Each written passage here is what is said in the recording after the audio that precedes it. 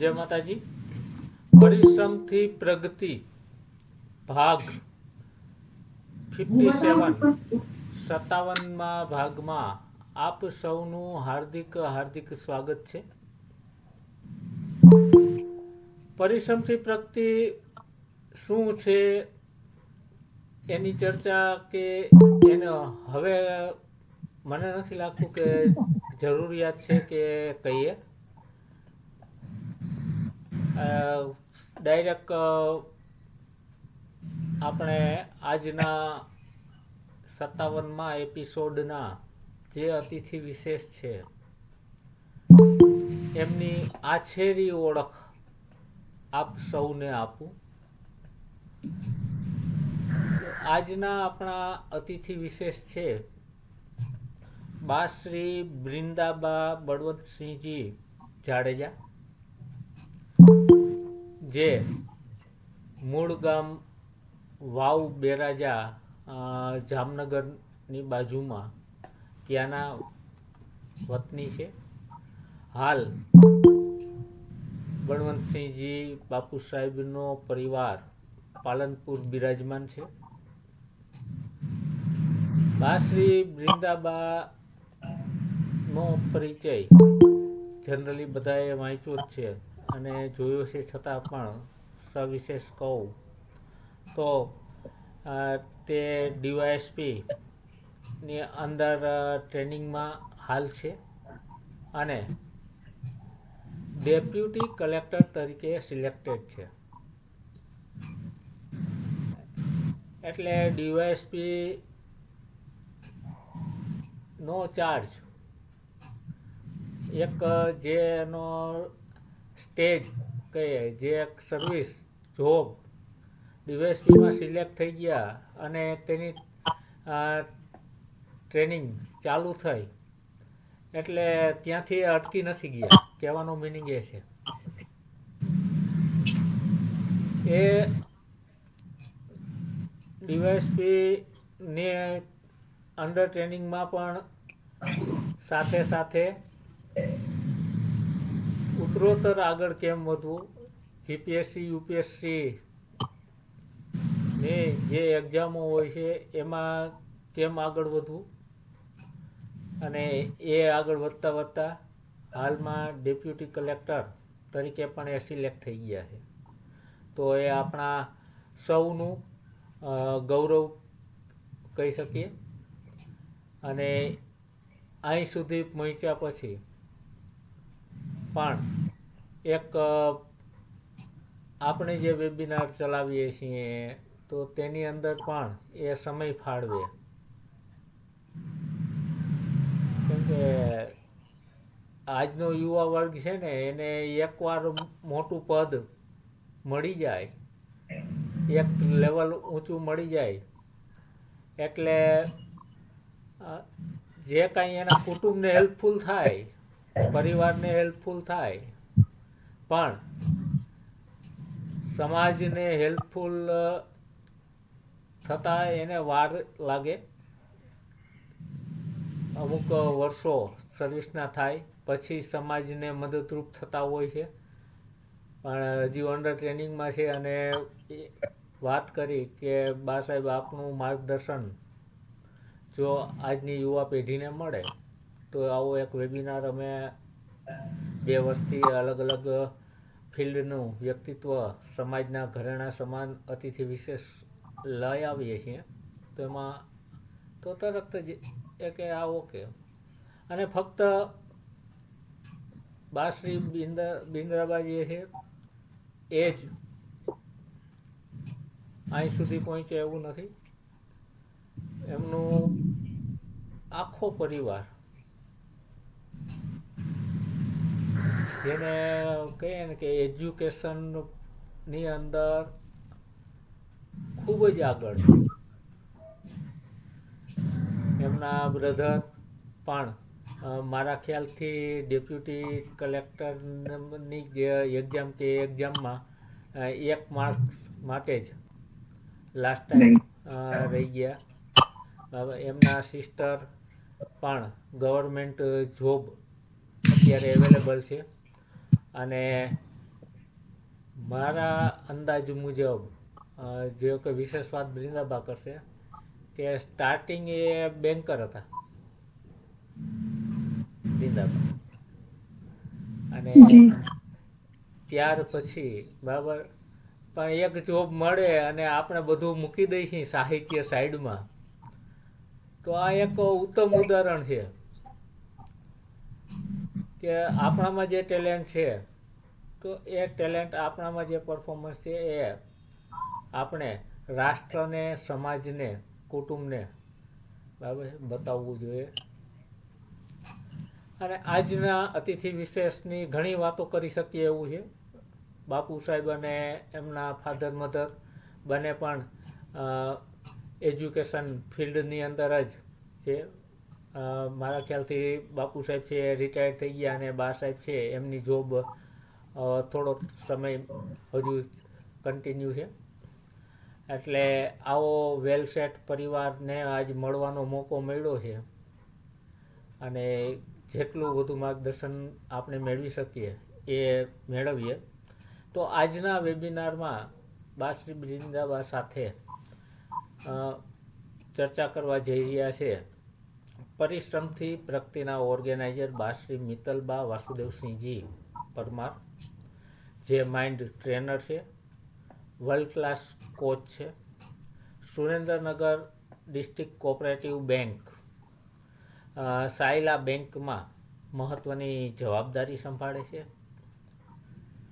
એક સારા લેખિકા અને વક્તા છે, તેમજ મૂડી 24ના મહિલા પ્રમુખ છે, અને સાથે સાથે એ એક આદર્શ ગૃહિણી પણ છે. તો વધુ સમય ન લેતા આપણે આજના વેબિનારની શરૂઆત કરીએ. બધાને માહિતી મળશે અને માર્ગદર્શન મળશે. આપણે જે કાંઈ ક્વેરી હોય ને તો એ લાસ્ટમાં આપણે ઓપન સેશન રાખીશું, કે આજે ઘણા બધા નવો વર્ગ પણ જોડાયેલો છે તો એમને ખ્યાલ ન હોય તો આપણે લાસ્ટમાં ઓપન સેશન રાખીએ છીએ ત્યારે આપની દરેક ક્વેરીનું સોલ્યુશન થઈ જશે. બા શ્રી મિત્તલબા.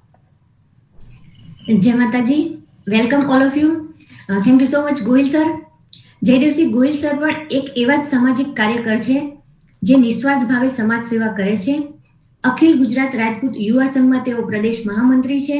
ઘણી બધી સંસ્થાઓ સાથે જોડાયેલા છે, અને આપ સૌ જાણો છો તેમ આ કાર્યક્રમને સફળ બનાવવા ટેકનિકલ તમામ વિભાગ ગોહિલ સર સંભાળે છે. Thank you so much Gohil sir. બા શ્રી બ્રિંદાબા, આપ અત્યારે ક્યાં ટ્રેનિંગ લઈ રહ્યા છો, શેની ટ્રેનિંગ લઈ રહ્યા છો, એના આપના ટ્રેનિંગ શેડ્યુલ વિશે અમને જણાવો. જી સર્વપ્રથમ સૌને જય માતાજી. અત્યારે મારી ડીવાયએસપી તરીકેની ટ્રેનિંગ ચાલુ છે.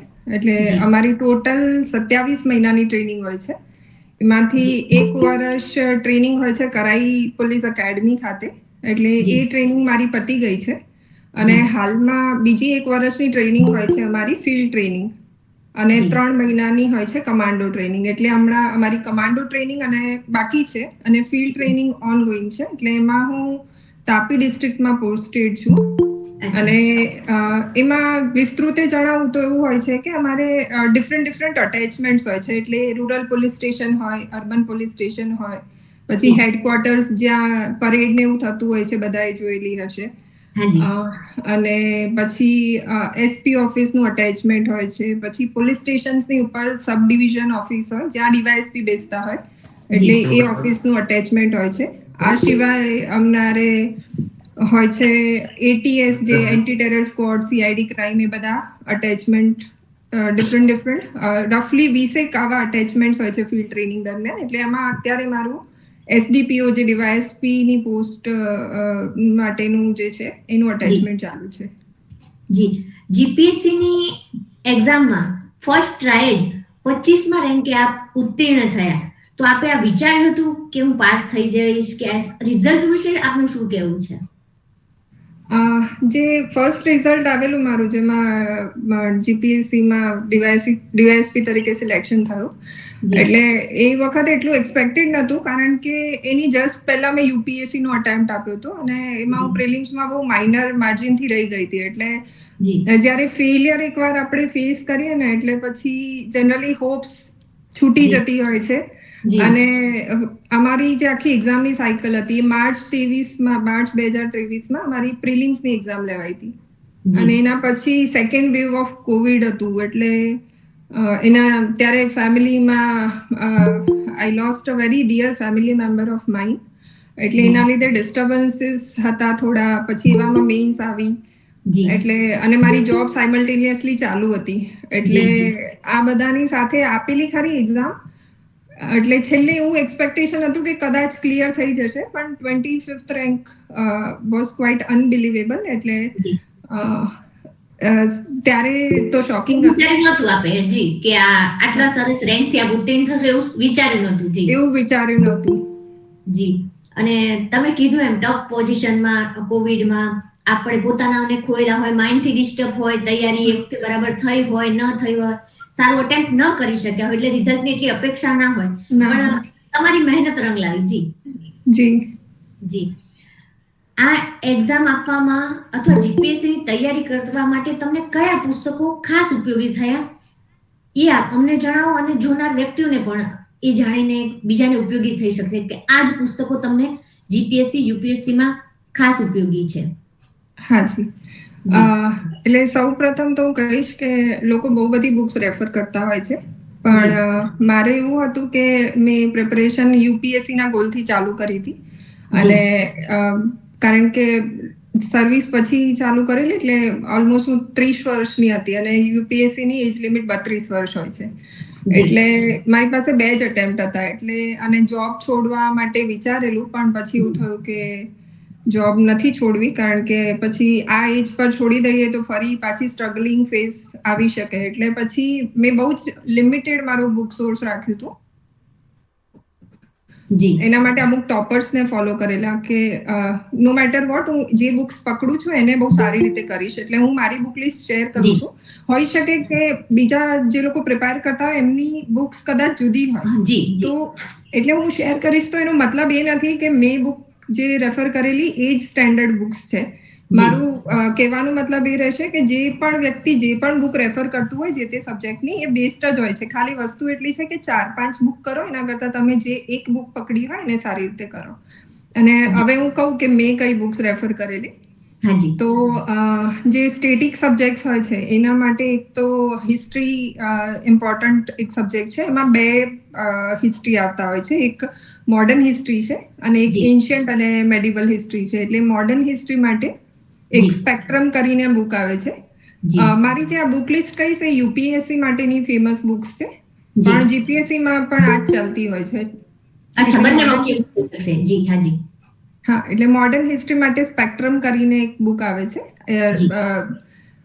એક આઈપીએસ ઓફિસરે જ લખેલી છે પછી એક છે એન્શિયન્ટ મેડિવલ હિસ્ટ્રીની બુક છે એ મેં તમિલનાડુ બોર્ડની ક્લાસ 11th ની બુક એ પણ મેં લોકોના રિકમેન્ડેશન વાંચીને રેફર કરેલી મેં ફિલ્ટરિંગ બહુ કર્યું હતું બુક્સ પકડતા પહેલા બહુ વધારે ફિલ્ટરિંગ કર્યું હતું કે ફાઇનલ કરીને પછી એ જ વાંચવું છે એટલે એના માટે એક બુક થઈ ગઈ પછી જ્યોગ્રાફી જે છે એની માટે એનસીઆરટી ની છે 11 અને 12માની 4 બુક્સ છે 11th સ્ટેન્ડર્ડની 2 બુક્સ છે અને 12th સ્ટેન્ડર્ડની 2 એ 2 બુક્સ કરેલી અને પછી પોલિટી છે પોલિટી માટે તો એક જ બુક ફેમસ કહેવાય છે જે પ્રિપરેશન કરતા હશે એમને બધાને ખ્યાલ હશે લક્ષ્મીકાંત કરીને છે એમ લક્ષ્મીકાંત પછી બીજું છે એન્વાયરમેન્ટમાં એક વિઝન આઈએએસ કરીને કોચિંગ ઇન્સ્ટિટ્યૂટ છે એની એક 100 પેજીસની બુકલેટ હતી એ મેં રેફર કરેલી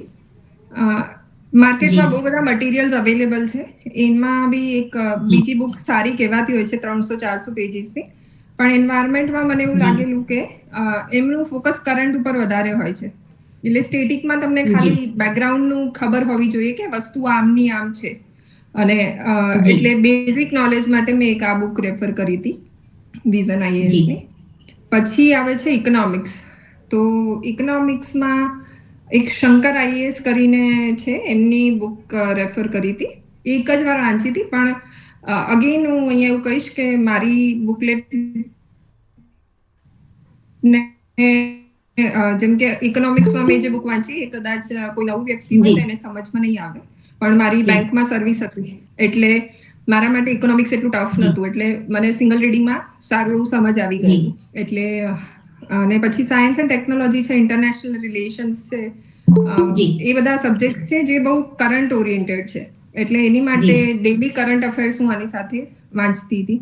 કરંટ અફેર્સમાં બી એવું હોય છે કે ન્યૂઝપેપર્સ લોકો રેફર કરતા હોય છે, પણ મેં ન્યૂઝપેપર્સ ફોલો કરવાનું ટ્રાય કરેલું, પણ મને એક ઇશ્યુ આવતો હતો કે જે અનઇમ્પોર્ટન્ટ વસ્તુઓ હોય ને એની પર આપણું ધ્યાન વધારે જાય, કારણ કે એ આઇટમ્સ વધારે અટ્રેક્ટિવ હોય. એટલે પછી મેં એક વસ્તુ ચાલુ કરી કે રાધર દેન જે ન્યૂઝપેપર ડાયરેક્ટલી વાંચવા કરતા એમાંથી કોઈ વાર એડિટોરિયલ્સ ઉઠાવતી, કારણ કે એસે રાઇટિંગમાં એમાં સારા રહેતા. બાકી ઇનસાઇટ્સ ઓન ઇન્ડિયા છે, એક આઈએએસ બાબા કરીને વેબસાઇટ છે, એની પર એ લોકો ડેઈલીના કરંટ અફેર્સનું જીસ્ટ મૂકતા હોય છે. એટલે કેવું કરે કે એક્ઝામ પોઈન્ટ ઓફ વ્યૂ જે તે દિવસનું ઇમ્પોર્ટન્ટ હોય ને એ લોકો એમની વેબસાઇટ પર રોજ અપડેટ કરી દે, એટલે તમે ઇઝીલી 15-20 મિનિટ્સમાં એ દિવસનું ન્યૂઝપેપર તમારું કવર થઈ જાય. એટલે કરંટ અફેર્સ એ રીતે કરેલું. અને આ જે મેં બધી બુક્સ કહી એના સિવાય એક વસ્તુ કે બધી બુક્સ, કારણ કે મેં 7-8 વર્ષના ગેપ પછી વાંચી હતી, એટલે મને વાંચવામાં પણ બહુ સમય લાગતો હતો, એટલા માટે મેં વિડીયોઝના પણ અસિસ્ટન્સ લીધું હતું. યુટ્યુબ પર બહુ જ ફ્રી મટીરિયલ અવેલેબલ છે, એટલે એનો યુઝ કરવો જોઈએ. બધી આખી બુક્સ કવર થયેલી હોય છે, એટલે જ્યારે એવું થાય કે અમુક ટેકનિકલ વસ્તુ આવી રહી છે, નથી સમજ આવી રહ્યું, તો મૂકી દેવા કરતા આવા કોઈ વિડીયોઝ કે એનું હેલ્પ લેવી જોઈએ અને પછી એને કવર કરી શકાય. જી, આપે બહુ સરસ બુક્સ વિશે પણ માહિતી આપી, અને મેઇન કે તમે ફિલ્ટરિંગ કર્યું છે. એવું નહીં કે આ પુસ્તક બી વાંચું, પેલું પુસ્તક બી વાંચું. જેટલા બી અઢળક પુસ્તકો જીપીએસસી યુપીએસસી તૈયારી કરતા હોય તો એ વ્યક્તિ ના દેખાય એટલા પુસ્તકો દેખાય છે. એની જગ્યાએ તમે સિલેક્ટેડ અને જરૂરી પુસ્તકો જ વાંચ્યા. એ સિવાય તમે સોશિયલ મીડિયાનો ઉપયોગ કરીને પણ અને કરંટ અફેર્સ માટે તમે બહુ સરસ માહિતી આપી કે ન્યૂઝપેપર જ્યારે હાથમાં લઈએ છીએ ત્યારે કરંટ અફેર્સના મેઇન પોઈન્ટ્સની જગ્યાએ બિનજરૂરી ઉપર આપણી નજર વધારે જાય છે. એ માટે પણ આપણે સરસ માહિતી આપી. આ બધી તૈયારી વચ્ચે આપણે ક્લાસીસ કોઈ જોઈનિંગ કર્યા હતા? ના, ક્લાસીસ મેં કોઈ જોઈન નતા કર્યા. અગેન મેં કહ્યું એ કારણ કે સારા ક્લાસીસ કહેવાતા હોય છે કે દિલ્હીમાં ને એ સાઈડ છે, અને આપણા અહીંયા ગુજરાતમાં પણ ગાંધીનગર ને ત્યાં બધે સારા એવા ઇન્સ્ટિટ્યુશન્સ છે, આપણા સમાજના પણ છે. પણ અગેન મારી માટે ક્વેશ્ચન એ હતો કે જોબ ચાલુ હતી એટલે જોબ મૂકીને બધું કરાયું નતું, એટલે પછી મેં એવા 1-2 ટોપર્સને શોધેલા જેમને જોબની સાથે પ્રિપરેશન કરી હોય અને ઓનલાઈન રિસોર્સિસના યુઝ કર્યા હોય અને બ્લાઇન્ડલી એમને ફોલો કર્યા હતા, અને એ સમહાઉ મારી માટે વર્ક કરી ગયું. જી, ઘણા બધા લોકો રાઇઝ હેન્ડ કરી રહ્યા છે, પણ જ્યાં સુધી ગેસ્ટ માહિતી આપી રહ્યા છે ત્યાં સુધી કોઈને પણ માઇક અનમ્યુટ કરવું અલાઉડ નથી, એટલે સોરી. લાસ્ટમાં આપ સૌ વાત કરી શકશો. વૃંદાબા, જી, આપે ડીવાયએસપી જ બનવા માંગતા હતા કે બીજું કઈ મનમાં ધાર્યું હતું ને પરીક્ષા આપી, કે બીજો કોઈ ગોલ હતો આપનો? ડીવાયએસપી નો ગોલ તો નહોતો. ગોલ તો આઈએએસ નો જ રાખીને જનરલી બધા જ પ્રિપરેશન ચાલુ કરતા હોય, અને યુપીએસસી ની જ. પણ એટલે આમાં પણ જીપીએસસી માં બી મારું જે તે સમયે ફર્સ્ટ પ્રેફરન્સ ડેપ્યુટી કલેક્ટર હતું, પણ મારો રેન્ક 25th હતો, એટલે એ વખતે મને ડેપ્યુટી કલેક્ટર અલોટ નહોતું થયું. એટલે પછી એના પછી મેં ફરી એક્ઝામ આપી અને એમાં મને મળી ગયું. જી, સરસ.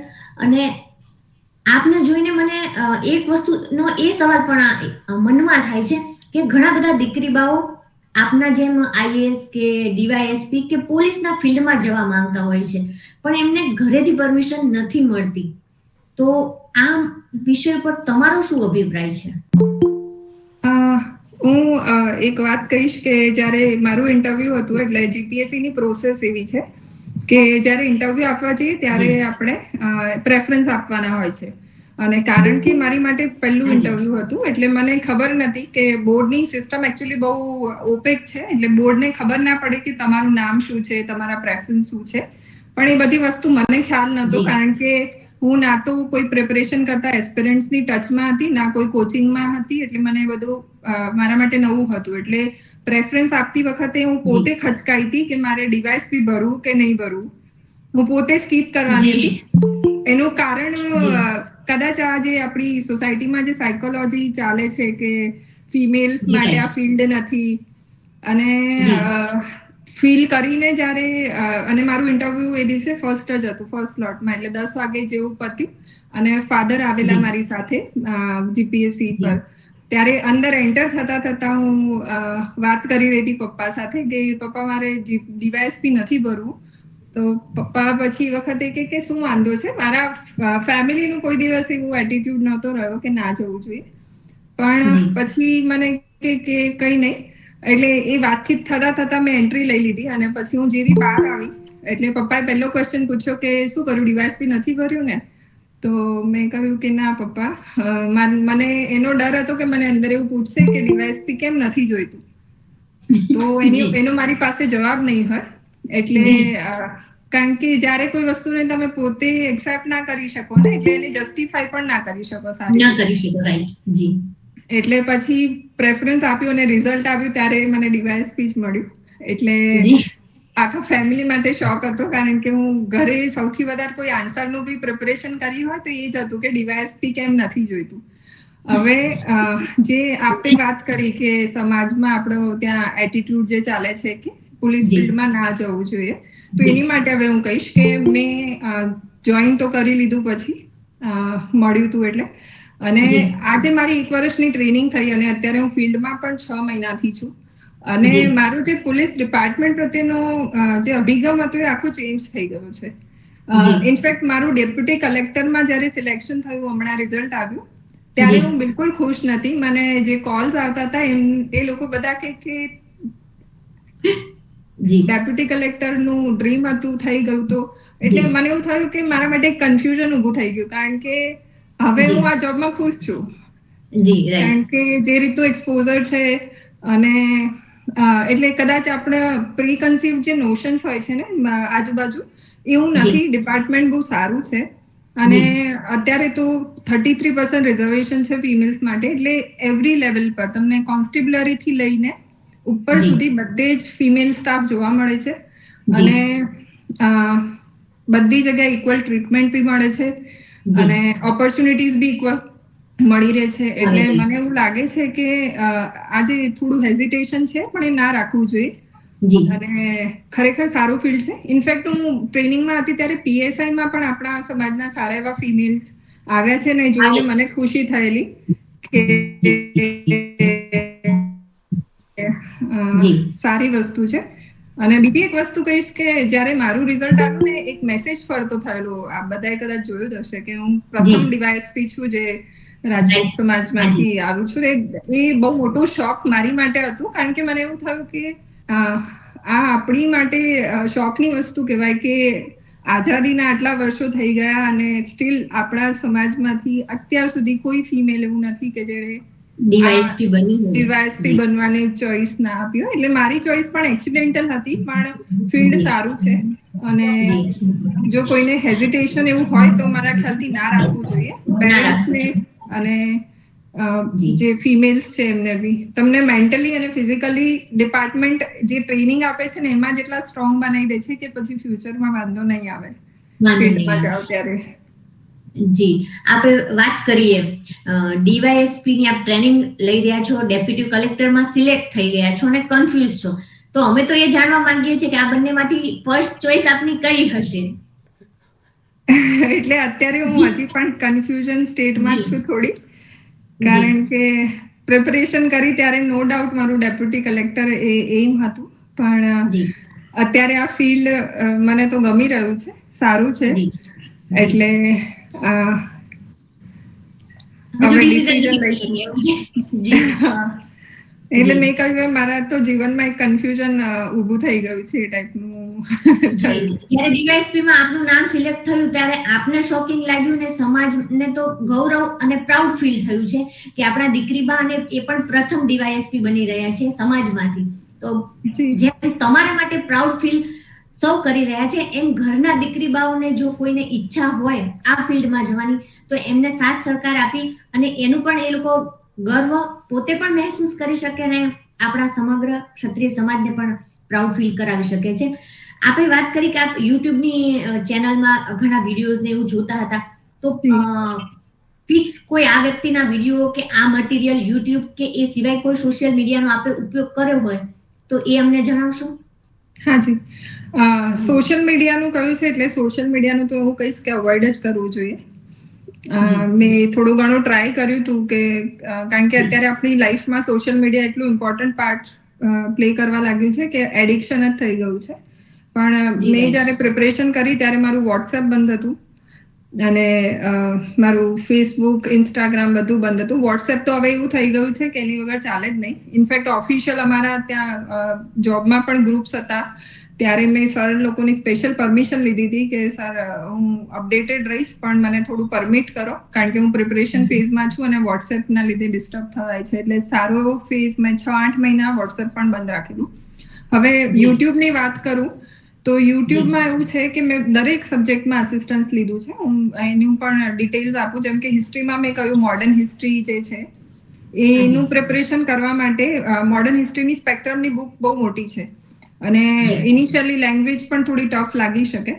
અને બીજી વસ્તુ એ થતી હતી કે બહુ જ ડિટેલમાં વસ્તુ આપેલી છે. હવે હિસ્ટ્રી આપણે સ્કૂલમાં ભણ્યા હોઈએ પણ એ અત્યારે આટલા વર્ષો પછી એટલું કનેક્ટ, જે અમુક પાત્રો હોય જેનું ઇન્ફ્લુઅન્સ હોય એના વિશેની સ્ટોરી ખબર હોય અથવા સારા ઇન્સિડન્સીસ ખબર હોય પણ બધું ડોટ્સ કનેક્ટ ના થાય. એટલા માટે મેં શું કરેલું કે એક સ્ટડી આઈક્યુ કરીને ચેનલ છે, યુપીએસસી, જીપી, બધી સ્ટેટ પીએસસીની પ્રિપરેશન માટેની. એમાં એક ઝિયા આઈએસ કે એ કરીને કોઈ છે.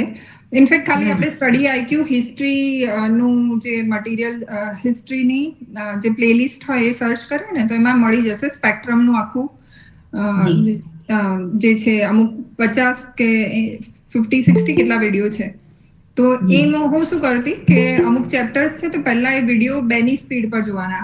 યુટ્યુબમાં મારું એક આ વસ્તુ પણ હતી કે બધી જ જે પણ હું મટીરિયલ જોઉં એને 2ની સ્પીડ પર જોવાનું ફટાફટ, કારણ કે ટાઈમ વેસ્ટ ના થાય. નોર્મલ સ્પીડ પર બધું ધીમે ધીમે ચાલ્યા કરે તો હાફ એન આવરનો વિડીયો હોય તમે 15 મિનિટમાં પતાવી શકો 2ની સ્પીડ પર. એટલે એ જે આવા વિડીયોઝ હોય એને હું પહેલા 4-5 કવર કરી લેતી અને પછી એને સ્પેક્ટ્રમમાં વાંચી લઉં, સો દેટ મારી સ્પીડ વધે, કારણ કે મને એનું બેકગ્રાઉન્ડ નોલેજ હોય. પછી મારે ખાલી અંદરની ઇન્ફોર્મેશન થરોલી વાંચવાની રહે. તો હિસ્ટ્રી માટે મેં મોડર્ન હિસ્ટ્રીમાં આ કર્યું હતું. એન્શિયન્ટ મેડિવલ મેં પોતે જ વાંચી હતી, પણ એ તમિલનાડુની જે મેં બુક કહી બહુ ઇન્ટરેસ્ટિંગ છે. એની એક લાઈન ઇન્ટરેસ્ટિંગ છે એટલે તમને બોરિંગ ક્યાંય લાગે જ નહીં. એટલે એ કવર થઈ જાય એવી છે. પછી જ્યોગ્રાફી મેં જે કહ્યું એના માટે મૃણાલ પટેલ સર છે એક, પીપા સાથે એસોસિએટેડ હતા સર પહેલા અને ઇકોનોમિક્સ માટે બહુ ફેમસ છે. એટલે એ મૃણાલ પટેલ સરની જે વિડીયો યુટ્યુબ પર ચેનલ છે એમાં એક રચતાનીલ મેડમના જીઓગ્રાફીના વિડીયો છે. એ આખું એનસીઆરટી એમાં કવર કરે છે. મને જ્યોગ્રાફી તો બહુ ટફ લાગેલું, કારણ કે જીઓમોર્ફોલોજી કરીને એક સેક્શન છે અને એમાં કમ્પ્લીટલી ટેકનિકલ વસ્તુ આવે. એટલે સ્કૂલમાં ભણ્યા હતા પણ હવે સ્કૂલને ભણ્યા પછી 10-12 વર્ષ થઈ ગયા હતા એટલે એવું હતું કે કંઈ યાદ આવે એવું પોસિબિલિટી હતી નહીં. એના પછી બહુ બધું બીજું એક્સપોઝર આવી ગયેલું. એટલે રચતાનીલ મેડમના વિડીયો મેં પહેલા 2 થી 3 વાર જોયા અને પછી એનસીઆરટી પ્રોપર વાંચી હતી.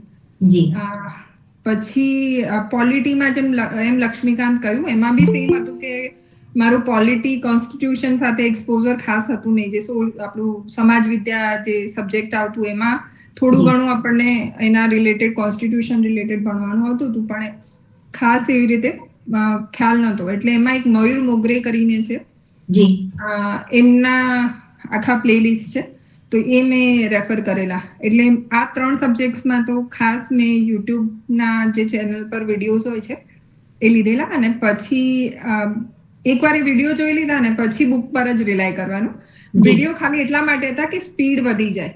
જી તમે જ્યારે બુકને પહેલી વાર વાંચવા બેસો ને તો એ વધારે ટાઈમ લે. જ્યારે તમને એનું બેકગ્રાઉન્ડ ખબર હોય તો તમે વાંચવામાં સ્પીડ લાવી શકો. સ્પીડ લાવી શકો. અને બીજું એક ઇકોનોમિક્સ, મેં કહ્યું કે મેં ઇકોનોમિક્સ જાતે કર્યું હતું, પણ બહુ બધા લોકો મૃણાલ પટેલ સર જે મેં કહ્યું એમના ઇકોનોમિક્સના વિડીયો બહુ રેફર કરતા હોય છે, જે બહુ સારા હોય છે. મેં અમુક કન્સેપ્ટ મને ના સમજમાં આવતા, તેમના વિડીયોઝ ના એ પર્ટિક્યુલર સ્પેસિફિક ટોપિકના હું વિડીયો જોતી.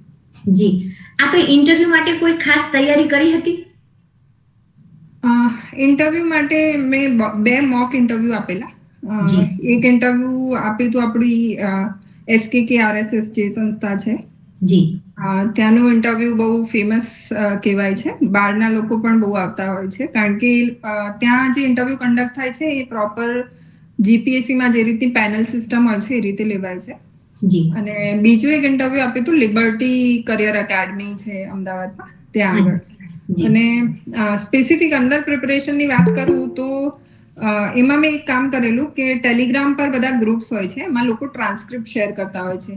એટલે જેમ કે મારું ઇન્ટરવ્યુ 10 દિવસ પછી છે, તો આગળના 9 દિવસના જે પણ કેન્ડિડેટ્સ હશે ને એ બધા એકબીજાને હેલ્પ કરવાની ભાવનાથી શેર કરતા હોય કે એમને ઇન્ટરવ્યુમાં શું પૂછવામાં આવ્યું. એટલે એમાંથી 3-4 ટ્રાન્સક્રિપ્ટ તો એવી મળી જાય કે જેમનું બેકગ્રાઉન્ડ કોઈક ને કોઈક રીતે તમારાથી રિલેટ થતું હોય. એટલે આપને ખ્યાલ આવી જાય કે આપણને ઇન્ટરવ્યુમાં કઈ ટાઈપના ક્વેશ્ચન્સ આવી શકે છે. એટલે એ રીતની પ્રિપરેશન થઈ શકે. અને બાકી તો આપણું જે જોબ પ્રોફાઇલ હોય અથવા તો સ્ટડી પ્રોફાઇલ હોય, જેમ કે મારું બેચલર્સ ફાર્મસીમાં થયેલું છે, તો મને એનું મેં થોડું ઓવરવ્યુ લીધેલું, કરંટ માર્કેટ સિચ્યુએશન્સ અને ફાર્મસીનું ઇન્ડિયામાં શું સ્કોપ છે, ગુજરાતનું ક્યાં સ્ટેન્ડ છે, એ બધું. સેમ વેઝ મેં પછી માસ્ટર્સમાં MBA કરેલું છે, તો MBA ને એડમિનિસ્ટ્રેશન, કારણ કે આફ્ટર ઓલ એડમિનિસ્ટ્રેટિવની તમે જોબ પ્રોફાઇલ માટે જઈ રહ્યા છો, એટલે એના રિલેટેડ ક્વેશ્ચન્સ પૂછતા હોય છે. અને બાકી મારી બેંકની જોબ હતી, એટલે એનું મેં વધારે કર્યું હતું, કારણ કે 8-9 વર્ષનો વર્ક એક્સપિરિયન્સ હતો બેંકનો. એટલે મને ખ્યાલ હતો કે મારું મેઇન ફોકસ એરિયા જ બેંકર છે, કારણ કે સૌથી વધારે એક્સપોઝર જ એનું હતું. જી, આપણે કીધું કે આપ બેંકમાં જોબ કરતા હતા, બેન્કર હતા, તો આપે તૈયારી કરવા માટે જોબ છોડી કે કઈ બેંકમાં હતા ને બેંકમાં સરસ સેટ થયેલા હતા તો પછી આ તૈયારી, તો એ વિશે અમને જણાવો. જી, બેંકમાં હું પબ્લિક સેક્ટર બેંક છે, central bank of India, CBI શોર્ટમાં કહેતા હોય છે, એમાં હતી. અને 9 યર્સમાં એટલે મેં પ્રમોશન પણ લીધેલા અને બ્રાન્ચ મેનેજર તરીકે હતી હું છેલ્લે. અને મારું એકચ્યુઅલી ઇન્સ્પિરેશન જે આ સાઈડ શિફ્ટ થવાનું આવ્યું એ પણ એ જોબના લીધે જ આવેલું, કારણ કે જ્યારે હું ત્યાં બ્રાન્ચ મેનેજર હતી ત્યારે અમુક જે ડિફોલ્ટર્સ હોય એમની પ્રોપર્ટીના પોઝેશન લેવાના હતા, અને એના માટે જે ડિફોલ્ટર્સ હતા ને એ થોડા અડેમેન્ટ હતા, એટલે સીધું જઈને સરફાસી એક્ટમાં પોઝેશન લેતા હોઈએ છીએ એટલું ઇઝીલી લેવાય એવું નહોતું. એટલે મારે પોલીસ ડિપાર્ટમેન્ટની જરૂર પડી એવી હતી બંદોબસ્ત માટે, અને એનો જે ઓર્ડર કરવાનો હોય એ કલેક્ટર સર કરે, DM ડિસ્ટ્રિક્ટ મેજિસ્ટ્રેટ. એટલે આખી પ્રોસેસ માટે મારે ત્યાં DM સરની ઓફિસે જવું પડે, અને પછી એટલે ઇનિશિયલ ફેઝમાં DM સરના ત્યાં જવાનું થતું, જેથી ઓર્ડર પાસ થાય. અને એના લીધે કલેક્ટર જે ત્યાંના હતા ડોક્ટર ધવલ પટેલ, એમને મળવાનું બહુ થયેલું. અને એ સરથી હું બહુ ઇન્ફ્લુઅન્સ હતી, કારણ કે એમને જ્યારે પણ મળવા જઈને ત્યારે એટલા શાંત અને કામ કમ્પોઝ રીતે સર વાતચીત કરતા. અને ત્યાં હું આણંદમાં હતી એ વખતે, અને જેટલું મારે, કારણ કે બેંકમાં હતી જોબ, એટલે કસ્ટમર સાથે ઇન્ટરેક્શન બી વધારે રહે, એટલે પબ્લિક બહુ પોઝિટિવલી ઇન્ફ્લુઅન્સ્ડ હતી એમનાથી. એટલે મેં એમના વિશે હંમેશા સારી જ વાતો સાંભળેલી. આમ નાનું વ્યક્તિ હોય ને, કલેક્ટરથી બહુ ખુશ હતું. પછી સેમ વેઝ જ્યારે કલેક્ટર સરના ત્યાંની પ્રોસેસ અપ્રૂવ થઈ ગઈ, પછી બંદોબસ્ત માટે પોલીસ જોઈતી હતી, એટલે પોલીસ સ્ટેશને થોડા ધક્કા ખાધેલા, પણ ત્યાંથી રિસ્પોન્સ મળતો નહોતો. એટલે પછી હું SP સરની ઓફિસે ગયેલી, અને SP એ વખતે હતા ત્યાં સૌરભસિંહ સર, એમની સાથે પણ 1-2 વાર મુલાકાત થયેલી, અને સરે બહુ ક્વિકલી મારું કામ સોર્ટ આઉટ કરી આપેલું એ જે. અને એમણે એવું કહેલું કે તમે પણ એક પબ્લિક સર્વન્ટ છો, ને તમારો ટાઈમ વેસ્ટ થાય એ પણ યોગ્ય નથી. એટલે ઇન શોર્ટ મને કલેક્ટર સર અને SP સર બહુ ઇન્ફ્લુએન્સિંગ પર્સનાલિટી લાગેલા. અને ત્યારે એવું થયું કે આ જે જોબ છે એમાં સ્કોપ ઓફ વર્ક બહુ વધારે છે, જી બેંકમાં છું તો ખાલી એક એરિયા પૂરતું મારું ઇન્ફ્લુઅન્સ થઈ શકે, થઈ શકે. પણ જ્યારે તમે આ ટાઈપની પોઝિશનમાં હોય ત્યારે તમારા એ ડિસ્ટ્રિક્ટ કે તમારા જે બી જ્યુરિસ્ડિક્શન છે ઘણું વાઇડ થઈ જાય અને સ્કોપ ઓફ વર્ક પણ વાઇડ થઈ જાય, કારણ કે પેલામાં તમે ફાઇનાન્શિયલી લોકોને હેલ્પ કરી શકો, જી. આમાં અધર આસ્પેક્ટ છે કે જે લોકોના બેઝિક નીડ્સ છે, એમની સિક્યોરિટી છે, એના રિલેટેડ કામ કરી શકાય. એટલે મને ત્યારે એના લીધે પછી મેં પ્રિપરેશન સ્ટાર્ટ કરી. જી, ભવિષ્યમાં આપના શું કાર્યો હોઈ શકે અને શું પ્લાનિંગ છે ભવિષ્ય માટે આપનું? મેઇન તો મને એવું છે કે ફિમેલ્સ અને ચિલ્ડ્રન સેફટી પર વર્ક કરવાની જરૂર છે. દો આખા ઇન્ડિયા લેવલે જોઈએ તો Gujarat is one of the safest state, જી. અને હું બહાર ફરી પણ છું એટલે મને ખ્યાલ છે કે બહારના રાજ્યોમાં તો પરિસ્થિતિ બહુ ખરાબ છે, પણ હજી આપણા ત્યાં પણ ઇમ્પ્રુવમેન્ટના સ્કોપ છે. જી. હજી પણ આજે પણ આપણા ત્યાં ફેમિલીઝમાં રાત્રે જો દીકરીને બહાર જવા દેવી હોય જી તો એ ચિંતાનો વિષય છે. હા, જી. ચિંતાનો વિષય રહે, અને કોઈ રેડી નહીં થાય, એમને એકલા નહીં મૂકે કે સાથે ઘરનું કોઈ ફેમિલી મેમ્બર હશે જવું પડે એવું હોય તો. એટલે મને એવું લાગે કે એ એવું સોસાયટી હોવી જોઈએ કે જ્યાં જેટલી આસાનીથી દીકરાઓ ફરી શકે છે, જી રાઈટ, એટલી જ આસાનીથી દીકરીઓ બાળકો બહાર નીકળી શકે અને જી. સેફ ફીલ કરી શકે. જી અને બીજી બાજુ ફાઇનાન્શિયલ ઇન્ક્લુઝન વાળું બી મને એક વસ્તુ છે, કારણ કે મેં એક સ્ટડી વાંચી હતી, જી એમાં એવું હતું કે ફિમેલ આપણા ત્યાં જેટલા પણ છે એ લોકો ફાઇનાન્શિયલી ઇન્ડિપેન્ડન્ટ જે છે ને, મતલબ આપણે જે ગણીએ કે બહુ એક તો ઓલરેડી બહુ ઓછો લોટ છે કે જે જોબમાં છે, અને એ જે પણ જોબમાં છે એના ઓલમોસ્ટ 90% એવા છે કે જેમની પાસે પોતાના ફાઇનાન્શિયલ રાઇટ્સ નથી. એનો મતલબ કે એ વ્યક્તિ અર્ન તો કરી રહી છે, કમાઈ રહી છે, પણ એમનું બધું હેન્ડલિંગ છે ને એ ઘરના વડીલો, ઘરના મેલ સભ્યો કરી રહ્યા છે, તે જે બરાબર નથી. એટલે એના માટે પણ આપણા ત્યાં કામ કરવાની જરૂર છે, ફિમેલ્સને એમ્પાવર કરવાની જરૂર છે કે મની મેનેજમેન્ટ એ ખાલી મેલ ડોમિનન્ટ સબ્જેક્ટ નથી, ફિમેલ્સ પણ એમાં ઇક્વલી કોન્ટ્રીબ્યુટ કરી શકે. એટલે આ બધા એરિયાઝમાં વર્ક કરી શકાય એવું છે, તેમાં કરવાનો પ્રયત્ન કરીશ. પરીક્ષાની તૈયારીનો હાવ બહુ હોય છે. તમને મળ્યા પછી અને જીપીએસસી યુપીએસસી ની વાત નીકળે ને એટલે બધા જ એમ વિચારે કે કેટલી બધી તૈયારી કરવી પડે, તો બહુ ટફ છે, બહુ ટફ છે.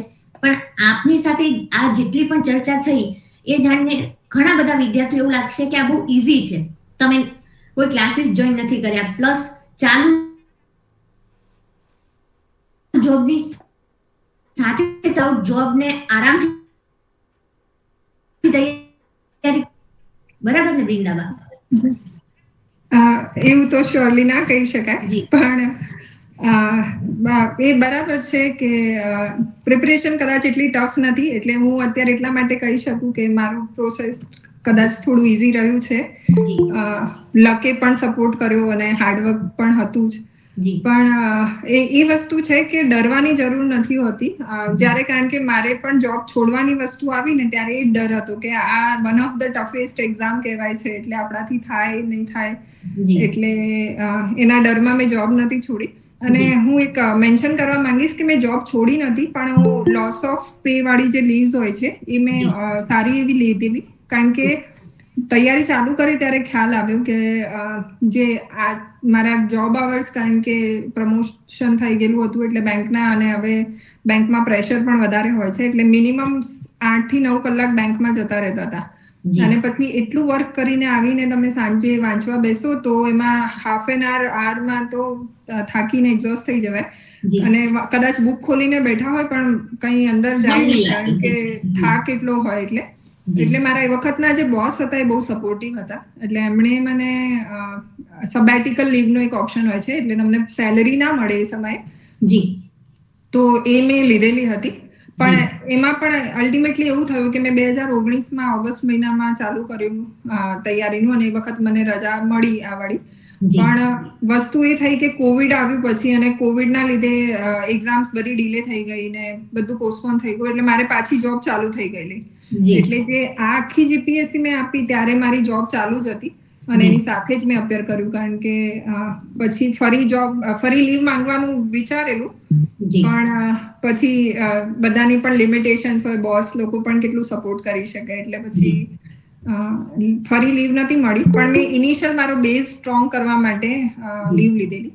અને બીજી વસ્તુ એક હતી કે હું એ કહીશ કે કદાચ મારા કેસમાં શું વર્ક કર્યું કે મારા પાસે અટેમ્પ્ટ નહોતા, એટલે મારી પાસે એવું વિચારવાનો સમય નહોતો. લોકો પાસે એવું હોય છે કે 6 અટેમ્પ્ટ છે યુપીએસસી ના અથવા જીપીએસસી માં આટલા વર્ષો છે, કરી લઈશું.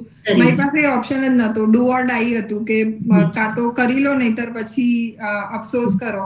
એટલે જે પેલું એક કહેવાય છે ને, pain of discipline versus pain of regret, એટલે એમાં મને એવું હતું કે એટલીસ્ટ કાલે ઉઠીને પોતાને ક્વેશ્ચન કરીએ તો એવું ના ફીલ થવું જોઈએ કે મેં મારું પોતાનું 100% નહોતું આપ્યું. કે હા, કારણ કે કાલે સિલેક્શન ના થાય તો at least I can be at the stage કે હું એવું કહી શકું કે મેં તો મારાથી થતું બધું કર્યું. હવે કંઈ પણ કારણોસર ના થયું તો ઠીક છે, પણ પોતાની મહેનત ઓછી પડીને ના થયું ને, એનાથી વધારે રિગ્રેટ વાળી વસ્તુ બીજી ના હોઈ શકે. જી, આપણે પૂરી મહેનતથી અને પ્લાનિંગથી બહુ સરસ તૈયારી કરી અને સફળતા મેળવી. વૃંદાબા, આ કાર્યક્રમમાં ઉપસ્થિત રહેવાનો આપનો શું ઉદ્દેશ્ય હતો? આપ અંડર ટ્રેનિંગ છો, બિઝી શેડ્યુલ છો, છતાં પણ આ કાર્યક્રમ માટે સમય આપ્યો, તો એ માટેનો આપનો શું ઉદ્દેશ્ય? હાજી, એક ખાસ એ હતું, મેં જે કહ્યું કે જ્યારે મને મેસેજ પેલો વાંચેલો કે હું ફર્સ્ટ છું જે આપણા સમાજના દીકરી બાઓમાં ફર્સ્ટ ડીવાયએસપી તરીકે થઈ છું, એ મારા માટે શોકિંગ હતું. અને પછી જ્યારે ટ્રેનિંગ ફેઝમાં અને આમ પણ જ્યારે પણ મને મારા ત્યાં ટીચર્સ હતા, એટલે અમારા પોલીસ ડિપાર્ટમેન્ટના જ હતા સર લોકો, એમાંથી એક બે સરે એમ કહેલું કે અમારા ત્યાં સંસ્થા છે, સ્કૂલ છે, ત્યાં આવીને આપ ગાઈડન્સ આપો. એટલે મને એવું થયું કે આ એક પ્લેટફોર્મ છે, મે બી કે જ્યાંથી હું કંઈક મેસેજ આપીશ તો બની શકે છે કે સમાજના એવા સારા એવા વર્ગ સુધી એ મેસેજ પહોંચશે, અને પોલીસ ડિપાર્ટમેન્ટ માટેનો જે હાવ છે એ કદાચ ઓછો થશે. અને બીજું કે દીકરી બાઓને જો એજ્યુકેશન માટે, હવે મને તો નથી લાગતું કે આપણે સમાજમાં હવે એવું રહ્યું છે કે દીકરી બાઓને નથી ભણાવતા, કારણ કે મારા ધ્યાનમાં જેટલા લોકો છે એ બધા ફેમિલી સપોર્ટિવ જ હોય છે. છતાં પણ કોઈને ડાઉટ થતું હોય કે એવું કંઈ હોય તો જોઈ શકે કે ભાઈ આપણા ત્યાંની દીકરીઓ કેપેબલ હોય છે, કરી શકે છે, તો એમને વધારે સપોર્ટ અને અસિસ્ટન્સ મળી રહે તો એ વર્થ રહેશે. એટલા માટે થઈને મેં વિચાર્યું કે આમાં આપું ઇન્ટરેક્શન કરું. જી, થેન્ક યુ સો મચ વૃંદાબા, આપના બિઝી શેડ્યુલમાં સમય આપ્યો અને સમાજ પ્રત્યેની ભાવના કે ઘણા બધાને આ હેલ્પફુલ થઈ શકશે. ઘણા બધાના રાઇઝ હેન્ડ છે. જેટલા પણ લોકો વાત કરવા માંગે છે, જે પ્રશ્નો પૂછાઈ ગયેલા છે, પ્લીઝ એ પ્રશ્નો નહીં પૂછતા અને આપનો પરિચય આપી વિષય વસ્તુને ધ્યાનમાં રાખીને જ ક્વેશ્ચન કરવા. કારણ કે ગેસ્ટની સામે અને લાઈવ વેબિનારમાં ગોહિલ સરને કે અમારે ઇન્ટરફેર કરીને કોઈને ટોકવા એ યોગ્ય નથી. અને વૃંદાબાએ બિઝી શેડ્યુલમાં સમય આપ્યો છે, તો વિષય વસ્તુ પરીક્ષાની તૈયારીને લગતા, કરિયરને લગતા જ ક્વેશ્ચન પૂછવા આપ સૌને વિનંતી છે. Thank you so much all of you. Please Gohil sir. જી, ખૂબ ખૂબ આભાર મિત્તલબા. ઘણી બધી માહિતી અને એક જે હાવ હતો જીપીએસસી યુપીએસસીનો, બરાબર, તો એમાં પણ ઘણું નવું જાણવા મળ્યું. એટલે જે કહી શકે કે અડગ મનના જે હોય તો એમને હિમાલય પણ નડતો નથી. તો ચાલુ જોબ હોય, સર્વિસ હોય, એમાં પણ જવાબદારીઓ એટલી હોય, એમની વચ્ચે તૈયારી કરી. તૈયારીમાં એ ડીવાયએસપી તરીકે સિલેક્ટ થવું, અને ડીવાયએસપી તરીકે સિલેક્ટ થયા પછી જેમ બેંકમાં હતા અને તૈયારી કરતા હતા એમ જ પાછી તૈયારી કરી અને ડેપ્યુટી કલેક્ટરના સિલેક્શન સુધી પહોંચવું. વાત કરવી એટલે 2-3 મિનિટ લાગે, પણ એમાં જે સંઘર્ષ કરવો પડે છે અને જે સ્ટડી સિવાયનું ઘણું બધું છોડવું પડે. અને બીજું બધું તો ઠીક છે, પણ ખાલી 2 કલાક વોટ્સએપ છોડીને જોજો એટલે ખ્યાલ આવશે કે આપણે કેટલું છોડવું પડે છે. જી સાહેબ, થોડું ઇન્ટરપ્ટ કરીશ. આપે કહ્યું ને એમાં એક વસ્તુ મારે એડ કરવી છે જી કે ફેમિલીનો સપોર્ટ સૌથી મોટી વસ્તુ હોય છે. આ બધી વસ્તુ આપની પ્રિપરેશન એક તરફ અને આપણી ફેમિલી આપણી પાછળ ઊભી હોય ને એ એક અલગ છે. કારણ કે ફેલિયર મળે, કંઈ પણ ઇન્સિડન્સીસ થાય ને ત્યારે ઓલવેઝ મારા ત્યાં એવું હતું કે મમ્મી પપ્પા, ભાઈ, મારા બેન બધા ઊભા જ હોય અને એ કોન્સ્ટન્ટ રીઅશ્યોરન્સ આપતા કે તારા માટે તો આવું કંઈ ટફ જ નથી, કેમ આટલું બધું વિચારે છે અથવા આવું. એટલે મારા ખ્યાલથી ફેમિલીનો સપોર્ટ એ 100% ઇક્વલી ઇમ્પોર્ટન્ટ છે આ બધામાં. 100%. ફેમિલીના પ્રોત્સાહન માટે પણ આપના ફેમિલીને પણ વંદન, અભિનંદન. 100% વાત સાચી છે. મેં 56મા એપિસોડમાં જ વાત કરેલી કે કોઈ પણ વ્યક્તિ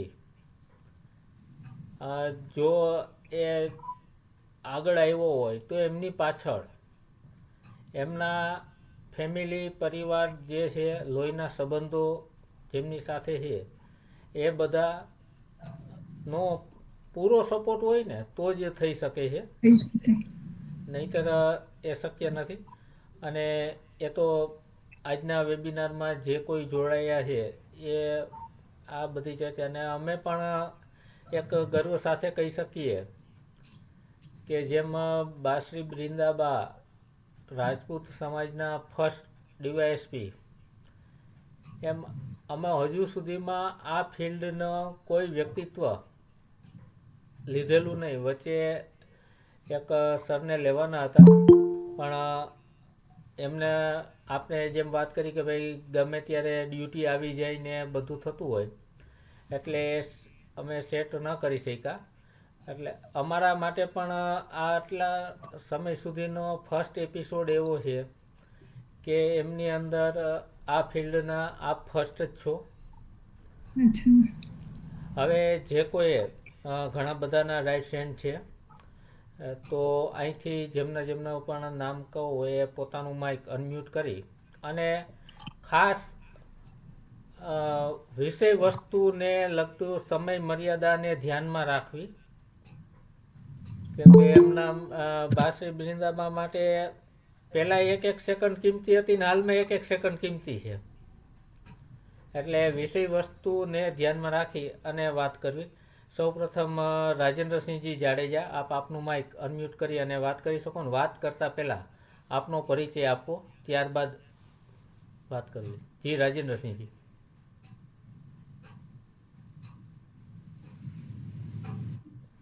માઇક આપનું અનમ્યુટ કરો અને આપ વાત કરી શકો છો.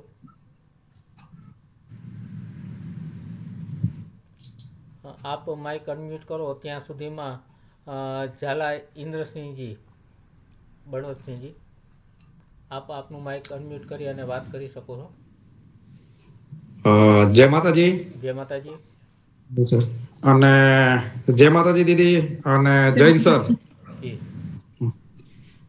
બ્રિંદા દીદી અત્યારે તો સિવિલમાં છો એટલે આપને હું દીદી કહી શકું, પણ આપ જો યુનિફોર્મની અંદર હોય તો આપને દીદી ના કહી શકું, સરથી સંબોધવા પડે. હું પણ એક એનએસજી ટ્રેનર છું, એનએસજી કમાન્ડો, હાલ ચેતકની અંદર છું. તો સર ડેપ્યુટી કલેક્ટર અને ડીવાયસપી એટલે એસપી પછીનું બીજું પદ,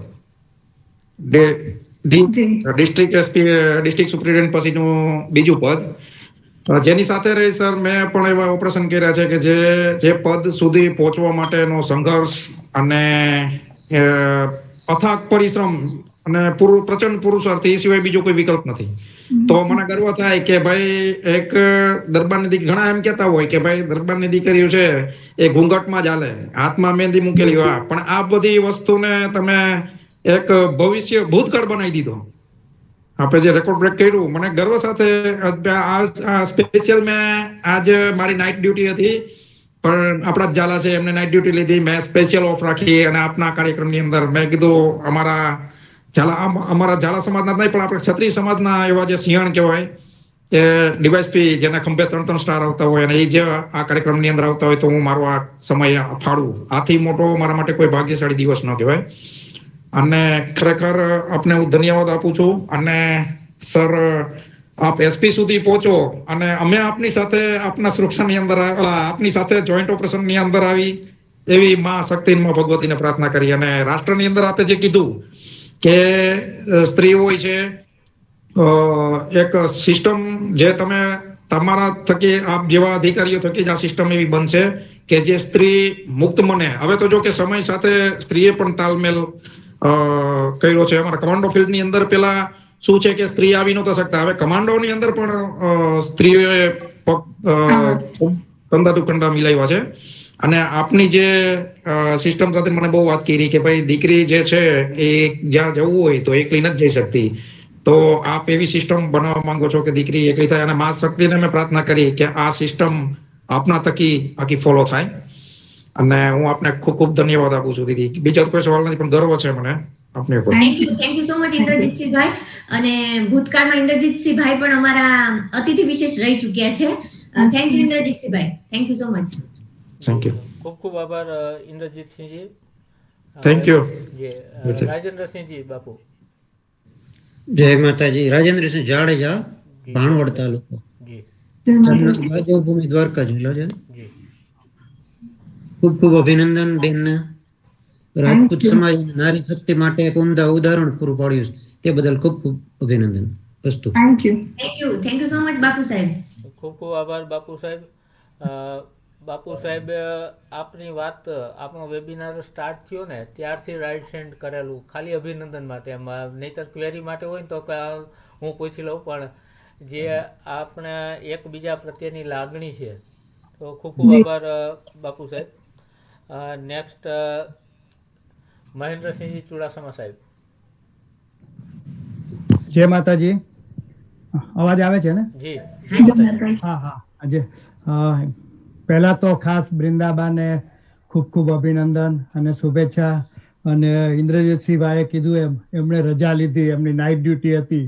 એમ આજે મારે એકચ્યુઅલી હું અહીંયા એરફોર્સમાં છું એટલે મારે ફિલ્ડમાં જવાનું હતું, છતાં આજે મેં વર્ક ફ્રોમ હોમ લીધું અને મેં કીધું let me have a speak with this girl. એટલે હું મહેન્દ્રસિંહ ચુડાસમા યુએસ એરફોર્સમાં છું અને અમેરિકાથી બોલું છું, કનેટિકટથી. અને ખાસ તો તમને તમારે મતલબ એ ગૌરવ લેવાય કે આપણા એક દરબારના દીકરી ડાયરેક્ટ ડીવાયએસપી ફર્સ્ટ લેડી તરીકે તમે એપોઇન્ટ થયા, એટલે એમના માટે તમને ખૂબ ખૂબ શુભેચ્છા. બીજું ખાસ તમને થોડુંક એક બે બીજું એડ કરીશ. થોડો વધારે ટાઈમ લઈશું આજે, આઉટ ઓફ સબ્જેક્ટમાં તો નહીં જઈશ, પણ બીજા એક અમારે બૃંદાબા જાડેજા કરીને અહીંયા છે. હા, એ પણ એક ગૌરવ વાળી દીકરી કહી શકાય.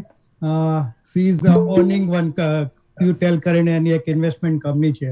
અને લાસ્ટ વીકમાં હું બોસ્ટનમાં હતો, એટલે MIT કરીને એક સંસ્થા છે અહીંયા, જે વર્લ્ડની ટોપ એન્જિનિયરિંગ કોલેજ કહેવાય. તમે અત્યારે ગ્લોબલ રેન્કિંગ જોશો તો હંમેશા MIT is always top on the world in engineering and overall also, બધા રેન્કિંગમાં ટોપ હોય. એમાં એ બૃંદાનું લેક્ચર હતું, એટલે મને થોડું ગૌરવ થયું, ચાલો આપણી કોઈ દરબારની દીકરી અહીંયા. અને એનું લેક્ચર એ રીતે હતું કે બધા જે મેનેજમેન્ટ અને નવા એન્જિનિયરિંગ બેચના છોકરા હોય એને જે સ્ટાર્ટઅપમાં સક્સેસ થઈને કેવી રીતના એ લોકોને ઇન્સ્પિરેશન આપવા માટે, એટલે અમુક કેસ સ્ટડી જે ઇન્ડસ્ટ્રી ફિલ્ડમાં અમુક જે મતલબ હોય એવા. તો આ બૃંદાએ લગભગ 2 વર્ષ પહેલા ક્યુટેલ કરીને પોતાનું એક વેન્ચર ચાલુ કરેલું, અને અત્યારે વિથિન 2 or 3 years એને $20 million she is owning that company. એટલે ઓલમોસ્ટ ઇન્ડિયાના 200 કરોડ રૂપિયા કહી શકાય એટલું ટર્નઓવર એકલા હાથે એક આપણી દીકરી અચીવ કરે. એટલે આ બધી બૃંદા નામની દીકરીઓ, બધી બૃંદા જાડેજાને ખાસ એટલા માટે વંદન. તમારું થોડું બેકગ્રાઉન્ડ મેં જોયું કે ફાર્મસી બેકગ્રાઉન્ડમાંથી તમે બેન્કિંગમાં ગયા, બેન્કિંગમાંથી પાછા એનીવે ફાર્મસી અને MBA, એટલે ઓલમોસ્ટ બધું કવર થઈ જાય. અને સિવિલ સર્વિસમાં આ બધા મતલબ અત્યારે તમે જોવો તો આ બધા હેલ્થ સાયન્સ વાળા બધા ઇનડાયરેક્ટલી સિવિલમાં અને બધામાં MBBS કર્યા પછી કે એ બધા કર્યા પછી ટોપર કરતા હોય એન્જિનિયરિંગ વાળા ને એ બધા.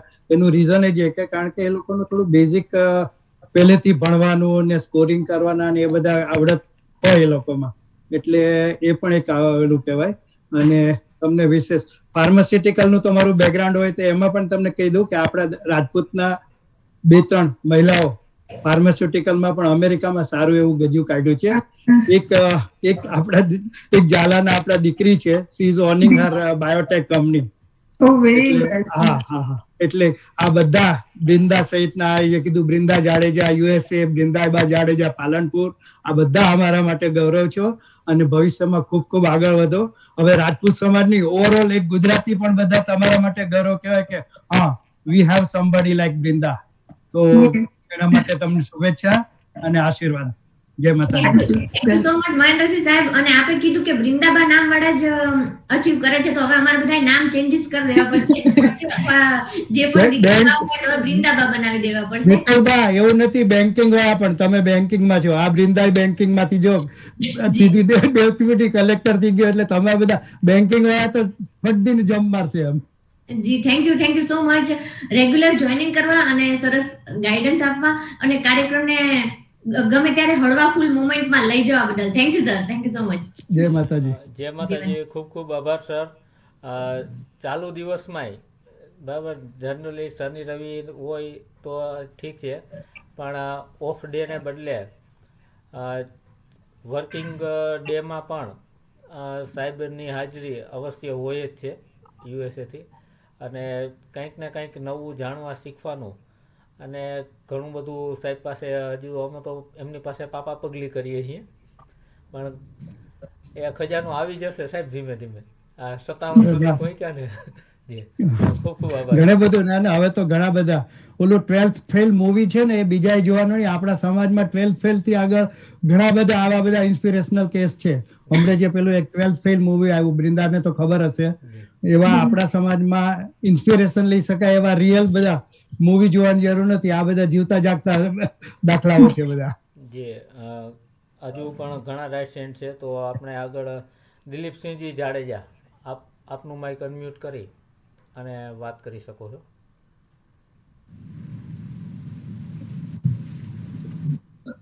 જય માતાજી દીદી અને સર બધાય. જય માતાજી. મારું નામ દિલીપસિંહ જાડેજા, હું વાવબેરાજાથી જ છું. અચ્છા. હા, મેં આપણો તમે ક્લાસ જોઈન કર્યો તો ડીવાયએસપી આપણે કલેક્ટ કર્યું ત્યારથી મેં તમને ઓળખાણ થઈ. પછી અમને પપ્પાની ઓળખતા, તમારા પપ્પાને ને, પણ હું તમને ઓળખતો નહીં. મેં પછી તમે ક્લાસ જોઈન તમે થયા પછી મને ખબર પડી, પછી હું તમને ઓળખ્યો. મેં કીધું આજે ક્લાસ હતો તો મેં પહેલી વાર જોઈન કર્યું છે મીટમાં. મેં તમારું કોંગ્રેચ્યુલેશન મોટા દીદી.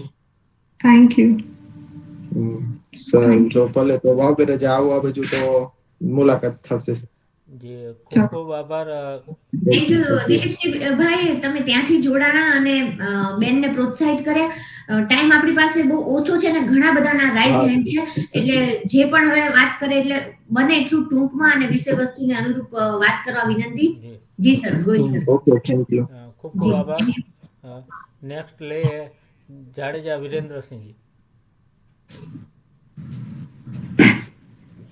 જય માતાજી સર્વે વડીલોને જય માતાજી. અને વૃંદાબા, આપની જે મહેનત કરીને આપની કારકિર્દીમાં ખૂબ પ્રગતિ કરી છે. અમને ખૂબ રાજીપો થયો કે રાજપૂત સમાજના પહેલા મહિલા બેનબા જેઓ ડીવાયએસપી સીધા બન્યા. એટલે હું તો એક શુભેચ્છા આપીશ કે આપ ડીજીપી સુધી પહોંચો અને રાજપૂત સમાજનું આખા ગુજરાતનું ગૌરવ વધારો. તમારું રિઝલ્ટ લગભગ 2020 ના ડિક્લેર થયું હતું, બરાબર ને? આપણે જીપીએસસી નું ડિસેમ્બર 2021. 2001 માં ત્યારે મેં સોશિયલ ફેસબુકમાં મૂક્યું હતું, એટલે સમાજે ખૂબ ખોબલે રાજીપો વ્યક્ત કર્યો હતો કે ડીવાયએસપી બહેના બેનબા. હવે આમાં બે વસ્તુ ઉપર હું પ્રશ્ન કરીશ કે આમ તો કોઈ પણ સમાજનું વ્યક્તિ હોય, ઉદ્યોગપતિ હોય કે બ્યુરોક્રેટ્સમાં ક્લાસ 1 to અધિકારી બને તો સમાજને થોડીક અપેક્ષા હોય. એટલે તમે સંઘર્ષ કરીને જે જીપીએસસી 2 વાર પાસ કરી, બરાબર? પહેલી વાર ડીવાયએસપી, બીજી વાર ડેપ્યુટી કલેક્ટર. તો તમારો જે સંઘર્ષથી મહેનત કરી અને જે અનુભવ છે જીપીએસસી ક્લિયર કરવાનો અને મેરિટમાં 25મો રેન્ક મેળવો એટલે સારી જ બાબત કહેવાય. તો એનો આપણા સમાજમાં પણ જે યુથ એસ્પિરન્ટ છે કે જેમાં ઘણું ટેલેન્ટ છે, કારણ હું પોતે શિક્ષક છું અને ઘણીવાર જોતો દીકરીઓમાં, બેનબાનમાં કે આપણે ભાઈઓમાં પણ ઘણું ટેલેન્ટ હોય છે અને આગળ વધી શકે એમ છે. અને તમારા જેવા જે સફળ થયેલા લોકો મોટિવેટ કરે કે કોઈ તમને એવું પ્લેટફોર્મ મળે તો અહીંયા ચોક્કસ તમે એ લોકો પણ તમારા બીજા વૃંદાબા ફોજ ઊભી થાય અને સમાજમાં હવે દીકરીઓ પણ આવી સિવિલ સર્વિસમાં જોડાય, એમાં કંઈ ખોટું નથી. એને મોટિવેટ કરજો. અને ઘણીવાર એવું જોતો, હજી ઘણી જગ્યાએ હું જોતો હોઉં છું કે દીકરી બાઓમાં ટેલેન્ટ હોય છે પણ ઘરે હજી જો એટલો સપોર્ટ નથી મળતો ઘણી જગ્યાએ. તો એ લોકોને પણ મોટિવેટ કરે. એમાં સિવિલ સર્વિસ જોઈન કરવી એમાં કંઈ ખોટું નથી, અને આપણે સમાજનું અને રાષ્ટ્રનું ગૌરવ વધારી શકીએ તો એ લોકો મોટિવેટ થાય. તો આ આપણે આજના વેબિનારના પ્લેટફોર્મથી તમે પણ 2 શબ્દ તમારા વિચારો શેર કરો એવી અપેક્ષા રાખું છું. જય માતાજી. થેન્ક યુ સો મચ વિરેન્દ્રસિંહભાઈ. વિરેન્દ્રસિંહભાઈ અમારા રેગ્યુલર કાર્યક્રમ જોનાર તો ખરા જ, સારા એવા પોઈન્ટ કાર્યક્રમને અતિથિ વિશેષને લગતા પોઈન્ટ રજૂ કરે છે, અને સૌથી વધારે પ્રતિભાવ 57 એપિસોડમાં ઓન ધ સ્પોટ આપનાર વિરેન્દ્રસિંહભાઈ છે. એના માટે અમે 50મા એપિસોડમાં ઉજવણી કરીને એમને ઓનલાઈન એવોર્ડથી પણ સન્માનિત કર્યા હતા. થેન્ક યુ સો મચ વિરેન્દ્રસિંહભાઈ. ખૂબ ખૂબ આભાર વિરેન્દ્રસિંહજી. આ એક તો સીધું જ દેખાઈ આવે કે કોલ કર્યો બાશ્રી બિરિંદાબાને કે આ વેબિનાર છે અને માર્ગદર્શન આપો, અને જો એ એગ્રી થઈ ગયા હોય તો જ્યાં પણ એવું કાંઈ પણ હશે ને એમની સમય મર્યાદા ને એ સચવાતી હશે તો એ 100% એમની સાથે જે મારે પરિચય થયો છે અને વાત થતાં જે ખ્યાલ આવ્યો એના પરથી કહી શકું કે 100% એ જ્યાં જ્યાં સમાજને માટે જરૂર પડશે ત્યાં ખાલી બૃંદાબા જ નહીં પણ આખો પરિવાર બળવંતસિંહજી બાપુથી લઈ અને બધા જ હેલ્પફુલ થાય છે અને થતા રહેશે. હજી ઘણા રાઇટ હેન્ડ છે એટલે આપણે આગળ વાત કરીએ. ધર્મિષ્ઠાબા જાડેજા, આપ આપનું માઇક અનમ્યુટ કરી અને વાત કરી શકો છો. જય માતાજી સૌને. જય માતાજી. જય માતાજી. ખૂબ ખૂબ અભિનંદન બિંદાબા. Thank you. મારે આપને એમ જણાવવાનું છે કે મારા સન છે લાસ્ટ યરમાં છે અને એમને જીપીએસસી તૈયારી કરવાની ઈચ્છા છે, પણ કોઈ એવી કોઈ ગાઈડન્સ આપો કે જેથી કરીને એને શરૂઆત કરી શકે એમ. કેમ કે એને બીસીએમાં છેલ્લા 3 મહિના છે, છેલ્લા 6 સેમિસ્ટરમાં છે અને એને જીપીએસસી જ કરવી છે એમ. એને ફાઇનલી ઈ જ ડિસાઇડ કર્યું છે અને એમાં એને પીએસઆઈ નું એવું જ કરવું છે. તો એવી રીતે તમે એને ગાઈડ કરો કે જેથી કરીને એને કંઈક એવી આપો સલાહ કે જેથી કરીને કાંઈ આગળ કરી શકે એમ. જી બૃંદાબા, બા સાહેબ એમ કહેવા માંગે છે કે એ શરૂઆતની તૈયારી શરૂઆત ક્યારથી કરે અને શેનાથી કરે, બરાબર ને બા સાહેબ? હા બરાબર. એક તો આપે કહ્યું કે એમની પાસે હવે 3 મહિના જ ગ્રેજ્યુએશનના બાકી છે, એટલે સૌથી પહેલી વસ્તુ કે બહુ હડબડી કરવા નહીં જાય, કારણ કે જો બહુ એ ઉતાવળ કરવા જશે ને તો એમાં એવું થશે કે જસ્ટિસ નહીં કરી શકે. આ પ્રિપરેશનમાં મિનિમમ 1 વર્ષનો સમય ફાળવવો પડે એવું હોય છે, પણ એ જે 1 વર્ષ છે પ્રોપરલી ધ્યાન આપીને તૈયારી કરવાની. એટલે એના માટે મેં જે સૌથી પહેલા કહ્યું કે એમનું બેકગ્રાઉન્ડ છે ફ્રેશરનું, મતલબ એ જસ્ટ કોલેજ પૂરી કરી છે ને તૈયારી સ્ટાર્ટ કરશે. તો સૌથી પહેલા અત્યારના સ્ટેજ પર એ ન્યૂઝપેપર્સ વાંચી શકે, એટલે રેગ્યુલરલી ન્યૂઝપેપર વાંચવાનું ચાલુ કરવાનું. અને બીજું મેં જેમ અંદર વેબિનારમાં કહ્યું જ કે ન્યૂઝપેપરમાં ઘણીવાર એવો ઇશ્યુ આવતો હોય છે કે આપણું ધ્યાન ભટકતું હોય, તો પછી એ કેસમાં આ બધા બહુ બધા કોચિંગ ઇન્સ્ટિટ્યૂટ્સના કરંટ અફેર્સના સમરી આવે છે, એ બધું વાંચવાનું. અને જે બેઝિક બુક્સ છે, એટલે હવે એમને તો જસ્ટ ગ્રેજ્યુએશન કર્યું છે તો એ એમના ટાઈપના ટોપરને શોધી શકે. મારી બુક્સ કદાચ એમને એટલી સારી નહીં પડે ફોલો કરવામાં, કારણ કે મારી પાસે બહુ વધારે એક્સપિરિયન્સ હતો, એટલે મારી બુક લિસ્ટ અલગ હશે, કારણ કે મારી પાસે એક્સપિરિયન્સ વધારે હતો એટલે હું વસ્તુને વધારે ઇઝીલી સમજી શકું. એ જસ્ટ ગ્રેજ્યુએટ છે એટલે એમના માટે બધી વસ્તુ અત્યારે નવી હોય, એટલે જે ફ્રેશર એકદમ ફ્રેશ જે આવ્યા હોય ને પ્રિપરેશનમાં અને જેમને ફર્સ્ટ સેકન્ડ એટેમ્પમાં ક્લિયર કર્યું હોય, એમની બુક લિસ્ટ એમને થોડું એફર્ટ કરવા પડશે. એના માટે યુટ્યુબ પર ચેનલ છે. યુપીએસસી ટોપર્સને ફોલો કરવાનું એટલા માટે કહીશ કે તૈયારી કરો તો પછી યુપીએસસી નો એમ રાખીને જ કરો, જીપીએસસી નો એમ રાખીને કરવાનો કોઈ મતલબ નથી. તો યુપીએસસી થાય તો વેલ એન્ડ ગુડ છે, અને બાકી એ પ્રિપરેશનમાં જીપીએસસી પણ સારી રીતે નીકળી શકતી હોય છે. અને બહુ બધા fresher candidates first attempt second એટેમ્પમાં કાઢતા હોય છે, એમનું વિડીયો જોઈ અને એમની બુક લિસ્ટ ફાઇનલ કરવાની. ભલે એ પ્રોસેસમાં 2-3 અઠવાડિયા લાગી જાય, 25-30 ટોપર્સને સ્કેન કરવા પડે તો કરવાના, અને એક ફાઇનલ બુક લિસ્ટ બનાવવાનું, દરેક સબ્જેક્ટની એક જ બુક, અને પછી એ બુક્સને વાંચવાનું ચાલુ કરવાનું. બીજી વસ્તુ કે એમને ખાસ કહેજો કે આ રટ્ટા મારવા વાળી એક્ઝામ નથી. સ્કૂલ અને આપણી કોલેજ સિસ્ટમ હંમેશા એવી રહી છે કે બધું ગોખીને જાઓ અને એક્ઝામમાં લખીને આવી જાઓ, પણ આ પ્રિપરેશન આખી અલગ છે. તમે જો ગોખવા બેસશો તો હજારો પાનાઓ છે અને એ બધામાં ખોવાઈ જવાય. એટલે અને જો બેઠું લખવા જઈએ તો માર્ક્સ નથી મળતા. તમારા થોટ્સના, તમારા એક્સપ્રેશનના માર્ક્સ હોય છે આમાં. એટલા માટે એમને ખાસ કહેજો કે વાંચે ત્યારે સમજવાની કોશિશ કરે અને એક વારમાં નહીં સમજાય. મેં બધી જ બુક્સ સામે જે ડિસ્કસ કરી આમાં, એ બધી બુક્સ મેં 5 થી 7 વખત વાંચેલી છે. એટલે પેશન્સ રાખવું પડશે અને તૈયારી એવી રીતે કરવાની કે પહેલા અટેમ્પ્ટમાં જ થઈ જાય. પણ પહેલો અટેમ્પ્ટ 3 મહિના પછી નહીં રાખવાનો. 1 વર્ષનું ગેપ આપવાનું તૈયારી માટે. Thank you. ખૂબ ખૂબ આભાર તમારો. Thank you so much. જી ખૂબ ખૂબ આભાર ધર્મિષ્ઠાબા અને બા શ્રી બિજિંદાબા.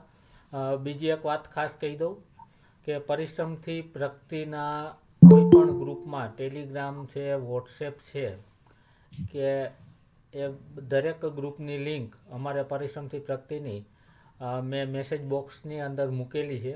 અમારી વેબસાઇટ છે, વેબસાઇટની પણ જે લિંક છે એ પણ મૂકેલી છે મેસેજ બોક્સમાં. તો એનાથી આપ ગ્રુપમાં જોઈનિંગ કરશો તો ખ્યાલ આવશે. અમે દર 10-12 દિવસે કંઈક નવું અલગ પ્રકારનો અવાજ જે આપણા ઘરેણા સમાન જે કહી શકાય એવા વ્યક્તિત્વને અહીંયા લાવવાનો પ્રયત્ન કરતા હોય છે અને અલગ અલગ ફિલ્ડના વ્યક્તિત્વ હોય છે અને ગ્રુપ બધા જ જોઈનિંગ કરી શકે છે.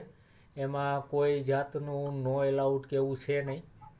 પણ એનાથી શું છે કે આપને માહિતી કદાચને આપને જરૂરિયાત નથી તો આપ બીજાને પણ આજે આપને તે ડાયરેક્ટ લિંક નહીં મળ્યું હોય, વાયા મીડિયા જ મળી હશે. તો એ રીતે આપ પણ કોઈને હેલ્પફુલ થઈ શકો એ માટે વાત કરતો હતો. હવે નેક્સ્ટ લઈએ હિતરાજ એન્ટરપ્રાઇઝ, અમારા અતિથિ વિશેષમાં રહી ચૂકેલા.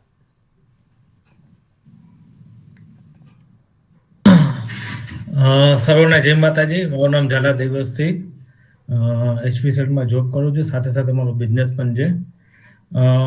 બેન શ્રી, તમને 2-3 ક્વેશ્ચન છે.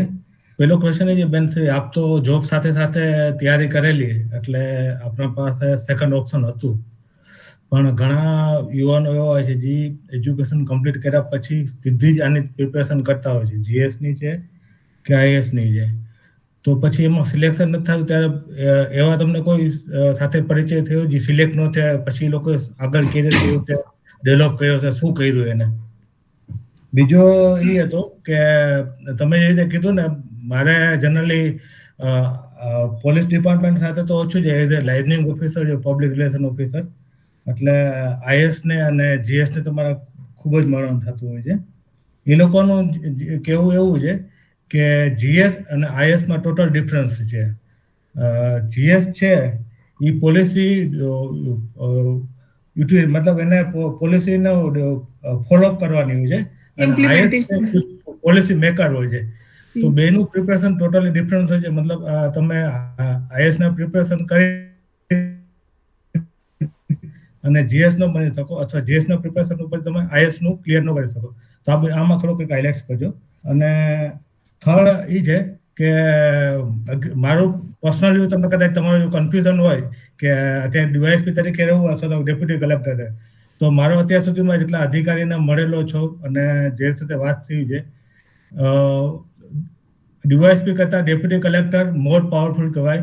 બધી રીતે તમે કોઈ પણ રીતે કમ્પેરિઝન કરશો તો એ સૌથી વધુ પાવરફુલ કહેવાય. જ્યારે પણ માની લો કે SP અથવા કલેક્ટરની કમ્પેરિઝન કરવા જાય તો SP છે એ મોર પાવરફુલ હોય.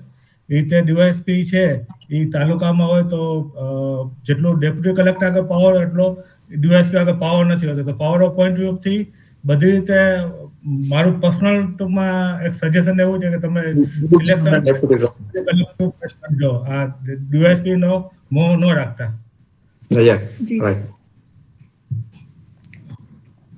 થેન્ક યુ દેવતસિંહભાઈ. આપનો ફર્સ્ટ ક્વેશ્ચન શું હતો?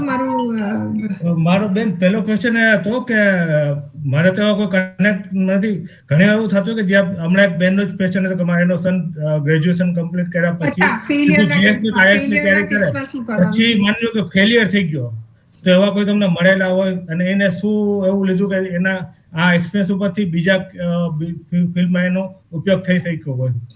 જી એટલે એ મેટરમાં હું એવું કહીશ કે કારણ કે મેં તૈયારી મારી રીતે કરી હતી, એટલે હું કોઈના ટચમાં નથી અને અમે કોઈ ક્લાસીસ જોઈન કરેલા, એટલે મને એવા ઉદાહરણ તો ખ્યાલમાં નથી, પણ મેં વાંચેલા છે. કારણ કે જ્યારે મારું ફર્સ્ટ અટેમ્પમાં યુપીએસસીમાં પ્રિલિમ્સમાં હું 0.66 માર્ક્સથી રહી ગઈ હતી અને એ વખતે એકાદ મહિના માટે હું એકદમ શેટર થઈ ગઈ હતી. હું કોઈ સાથે વાતચીત નહીં કરતી અને કારણ કે જોબમાં પણ મને મારા 1-2 બોસીસ, કારણ કે બધી જગ્યાએ થોડા એ ટાઈપના વ્યક્તિઓ હોય કે જે આપણને એટલા સપોર્ટ ના કરતા હોય, એટલે મને ટોન્સ પણ આવતા કે આટલી બધી તૈયારી કરી, રજા લીધી તો પણ ના થયું. એટલે આ ટાઈપના ઇન્સિડન્સીસ થતા હોય. એટલે પણ એ કેસમાં હું એવું કહીશ કે આ પ્રિપરેશનના 6 અટેમ્પ્ટ, એટલે હું યુપીએસસી પર્સપેક્ટિવથી વાત કરું છું, કારણ કે ગોલ યુપીએસસી નો રાખશો ને તો જીપીએસસી આસાનીથી નીકળશે. પેલું જે કહેવાય છે ને, નિશાન ચૂક માફ નહીં, માફ નીચું નિશાન. એટલે ઓલવેઝ તૈયારી કરો તો એકદમ પ્રોપર પેલા એની કરવાની, અને પછી જો જસ્ટ ઇન કેસ ફેલ થઈ જવાય છે કે નથી થતું, કારણ કે આમાં લક ફેક્ટર પણ બહુ ઇમ્પોર્ટન્ટ છે, તો મારું એવું માનવું છે કે 2-3 અટેમ્પ્ટ આપ્યા પછી આ જે પ્રોસેસ છે એમાંથી નીકળી જવું જોઈએ. મતલબ મારું પર્સનલ એક્સપિરિયન્સ એટલા માટે કહીશ કે ભાઈ એક અટેમ્પ્ટ પછી મારું જે એન્થુઝિયાઝમ હતું એ પણ ઓછું થઈ ગયું હતું યુપીએસસીના અટેમ્પ્ટ પછી, અને જીપીએસસી સમહાઉ એ મારી આગળની પ્રિપેરેશનથી નીકળ્યું. પણ મારું એવું માનવું છે કે જીવનના બધા વર્ષો આમાં ના નાખી દેવા જોઈએ. અને બીજી એક ઇમ્પોર્ટન્ટ વસ્તુ એ છે કે આની તૈયારી કરી હોય ને એ વ્યક્તિ જનરલી પાછળ ના પડી શકે, કારણ કે આપણા એક સોશિયલ લાઈફ જીવવા માટે, સોશિયલ અથવા પ્રોફેશનલ લાઈફ માટે પણ જે ઇમ્પોર્ટન્ટ આસ્પેક્ટ્સ છે, તમને ઇકોનોમીનું નોલેજ હોય છે, ઇન્ટરનેશનલ રિલેશન્સનું નોલેજ હોય છે, એટલે વર્લ્ડમાં થતી ઇવેન્ટ કઈ રીતે આપણી ઇકોનોમીને અસર કરવાની છે, આપણા રાજનીતિને અસર કરવાની છે, બધી વસ્તુઓ તમને ખ્યાલ આવવા લાગે આફ્ટર જોઈનિંગ કરતા પણ આની પ્રિપરેશન કર્યા પછી. જો પ્રોપર પ્રિપરેશન કરી હોય તો તમે એક બહુ જ નોલેજેબલ અને વેલ ડાયવર્સ્ડ નોલેજવાળા વ્યક્તિ બની શકો. અને એ પછી મને નથી લાગતું કે કોઈ ફિલ્ડમાં તમને બીજી ફિલ્ડમાં જોબ સર્ચ કરવા જાઓ તો એટલી તકલીફ આવવી જોઈએ. હા, એ વસ્તુ છે કે જો પ્રોસેસ બહુ લાંબી કન્ટિન્યુ કરો તો પછી કોન્ફિડન્સ લેવલ પર ઇશ્યુ આવતા હોય છે અને દેટ વેઝ પછી પાછળથી ડિફિકલ્ટી થતી હોય છે. એટલે પણ મારું માનવું છે કે 2-3 અટેમ્પ્ટ પછી છોડી દેવું જોઈએ. 3 અટેમ્પ્ટ પછી જો ના થઈ રહ્યું હોય તો એવું માની લેવાનું કે કદાચ લક આપણી ફેવરમાં નથી, કારણ કે લકનો પણ સારો એવો રોલ છે. હાર્ડવર્કનો તો વસ્તુ છે જ, પણ લક સમવેર અફેક્ટ કરે છે. અને બાકી એક મેં વાંચેલું કે જે માઇક્રોસોફ્ટના સીઈઓ છે સત્ય નડેલા, એમણે પણ યુપીએસસી આપેલી છે. એટલે એવા ફેલ ઘણા કિસ્સાઓ હોય છે. એટલે હું નથી કહેતી કે જે બધા ફેલ થાય છે બધા સીઈઓ બની શકે છે, પણ એનીવેઝ આઈ ફીલ કે આ પ્રિપરેશન પછી એ સ્ટેજ પર તો હોય જ છે કે એ નોલેજના લેવલ પર હોય છે કે ઘણી બધી વસ્તુઓ ડીલ કરી શકે. એમની પાસે નોલેજ તો એટલું આવી જ ગયું હોય છે. જી. હવે બીજો ક્વેશ્ચન હતો આપનો જીએસ વર્સિસ આઈએએસ. એ જે આપણે પોઈન્ટ કર્યું એ બહુ સાચી વસ્તુ હતી કે જીએસ જે છે એ પોલિસી ઇમ્પ્લિમેન્ટેશનના કામમાં છે. એટલે જે સચિવ કક્ષાએ જ્યારે આઈએએસ લોકો સચિવના સેક્રેટરીએટના પોસ્ટ પર હોય છે ત્યારે એ લોકો પોલિસી મેકિંગમાં આવી જાય. એટલે પોલિસી મેકિંગનું કામ આઈએએસ વાળું છે, પણ આઈએએસ જ્યારે કલેક્ટરના રોલમાં ફિલ્ડ પર હોય ત્યારે એ પણ એક પોલિસી ઇમ્પ્લિમેન્ટર જ છે, કારણ કે ફિલ્ડ પર જે પણ છે એ લોકોને પોલિસી ઇમ્પ્લિમેન્ટેશનનું કામ કરવાનું છે. અને જીએએસ તો નો ડાઉટ એમને તો પોલિસી ઇમ્પ્લિમેન્ટેશનનું કામ છે જ, અને એ લોકો સચિવની કક્ષાએ પહોંચતા બહુ પ્રમોશન પ્રોસેસીસ સ્લો છે, એટલે જનરલી એ લેવલ સુધી નથી પહોંચી શકતા.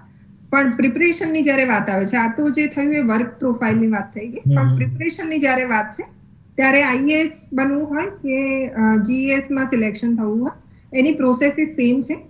જે યુપીએસસી છે એની જે પ્રિલિમ્સ મેઇન્સ ઇન્ટરવ્યુની પ્રોસેસ છે, સિલેબસ છે, સેમ સિલેબસ અને સેમ પ્રોસેસ આપણી જીપીએસસીની છે. આજથી 5 વર્ષ પહેલા એ પ્રોસેસીસ જીપીએસસીની ખાસી ડિફરન્ટ હતી, પણ અત્યારે છેલ્લા અમુક વર્ષો પછી ચેરમેન્સને અમુક બદલાયા એમના પછી એમણે પ્રોસેસીસ બહુ સ્મૂથ કરી દીધી છે અને it is almost a replica of UPSC.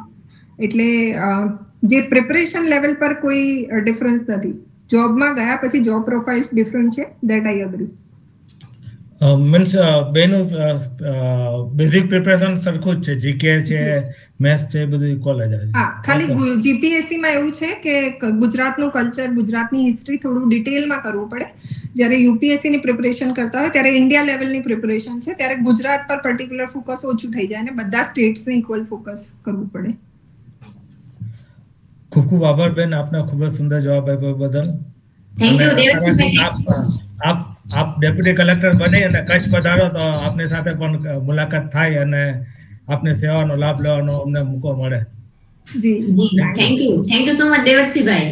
જી ખૂબ ખૂબ આભાર દેવથનજી. બાશ્રી ગીતાબા વાઘેલા, આપ આપનું માઇક અનમ્યુટ કરી અને વાત કરી શકો છો. બાશ્રી ગીતાબા પણ અતિથિ વિશેષમાં આ વેબિનાર જે પરિશ્રમથી પ્રગતિ છે એમાં પધારી ચૂકેલા છે. જી બા સાહેબ. જય માતાજી. મિત્તલબા ગોહિલ સાહેબ, જય માતાજી.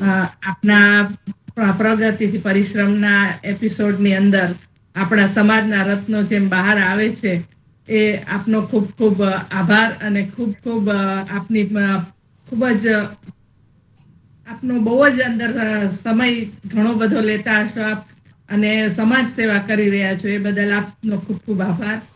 અને બ્રિંદાબા, જય માતાજી બેટા. આપ તો મને નહીં ઓળખતા હો, પણ હું તમારા બેન આભાબાના નણંદ છું. હું આપને ઓળખી ગઈ. એવું છે કારણ કે આપણે મળવાનું નથી થયું, પણ હું જ્યારે 2 વાર હું પાલનપુર આવી ત્યારે આપ તૈયારીમાં ને ક્યાંય હો એટલે આપને મળવાનું નથી થયું. મામી સાહેબ એટલે કે આપના મમ્મીને અને નાના બેનને એમને અવારનવાર મળવાનું થાય. જી, આપના નાના બેનને કદાચ મળવાનું થયું છે ને આપના ફેસ બધાના સિમિલર છે એટલે એના પરથી. હા બેન, સગાઈ વખતે મારા બેન આવ્યા હતા નાના, એટલે હું નથી આવી શકતી. આપ સમાજના દરેક દીકરીઓ માટે ખૂબ પ્રેરણાદાયક બન્યા છો, કારણ કે અમે સમાજમાં કામ કરીએ એટલે ખૂબ જ આપની ચર્ચાઓ, જ્યારે પ્રમોશન આપને મળ્યું ત્યારે પણ આપના બધે જ ફોટા, સ્ટેટસ બધું વાયરલ થયું હતું અને એ જાણીને ખૂબ જ આનંદ થાય કે આપણા દીકરી ખૂબ આગળ વધે છે અને આવી જ રીતે આગળ વધતા રહો એવી માતાજીને પ્રાર્થના. જય માતાજી. થેન્ક યુ બા સાહેબ, થેન્ક યુ સો મચ. બા સાહેબે શુભેચ્છા સંદેશ મને મેસેજમાં આપ્યો હતો અને મેં બ્રિંદાબાને એ વાત પણ કરી દીધી હતી શરૂઆતમાં જ કે રાજપૂત વિદ્યાસભાના પૂર્વ મહિલા પ્રમુખ અને ઘણી બધી સોશિયલ એક્ટિવિટી કરી રહ્યા છે ને પણ સાયલેન્ટ રીતે, એનો ક્યારેય દેખાવ પણ નથી કરતા. એટલે થેન્ક યુ બા સાહેબ, થેન્ક યુ સો મચ. ખૂબ ખૂબ આભાર બા સાહેબ. નેક્સ્ટ રીના કુંવરબા ઝાલા. ખમગણી Brindaba. when I was in Vallabh Vidyanagar ત્યારે મેં પણ જીપીએસસી અપિયર કરવા માટેની ટ્રાય કરી હતી, પણ કટ ઓફ ડેટમાં એજ લિમિટમાં નાની એજ હતી.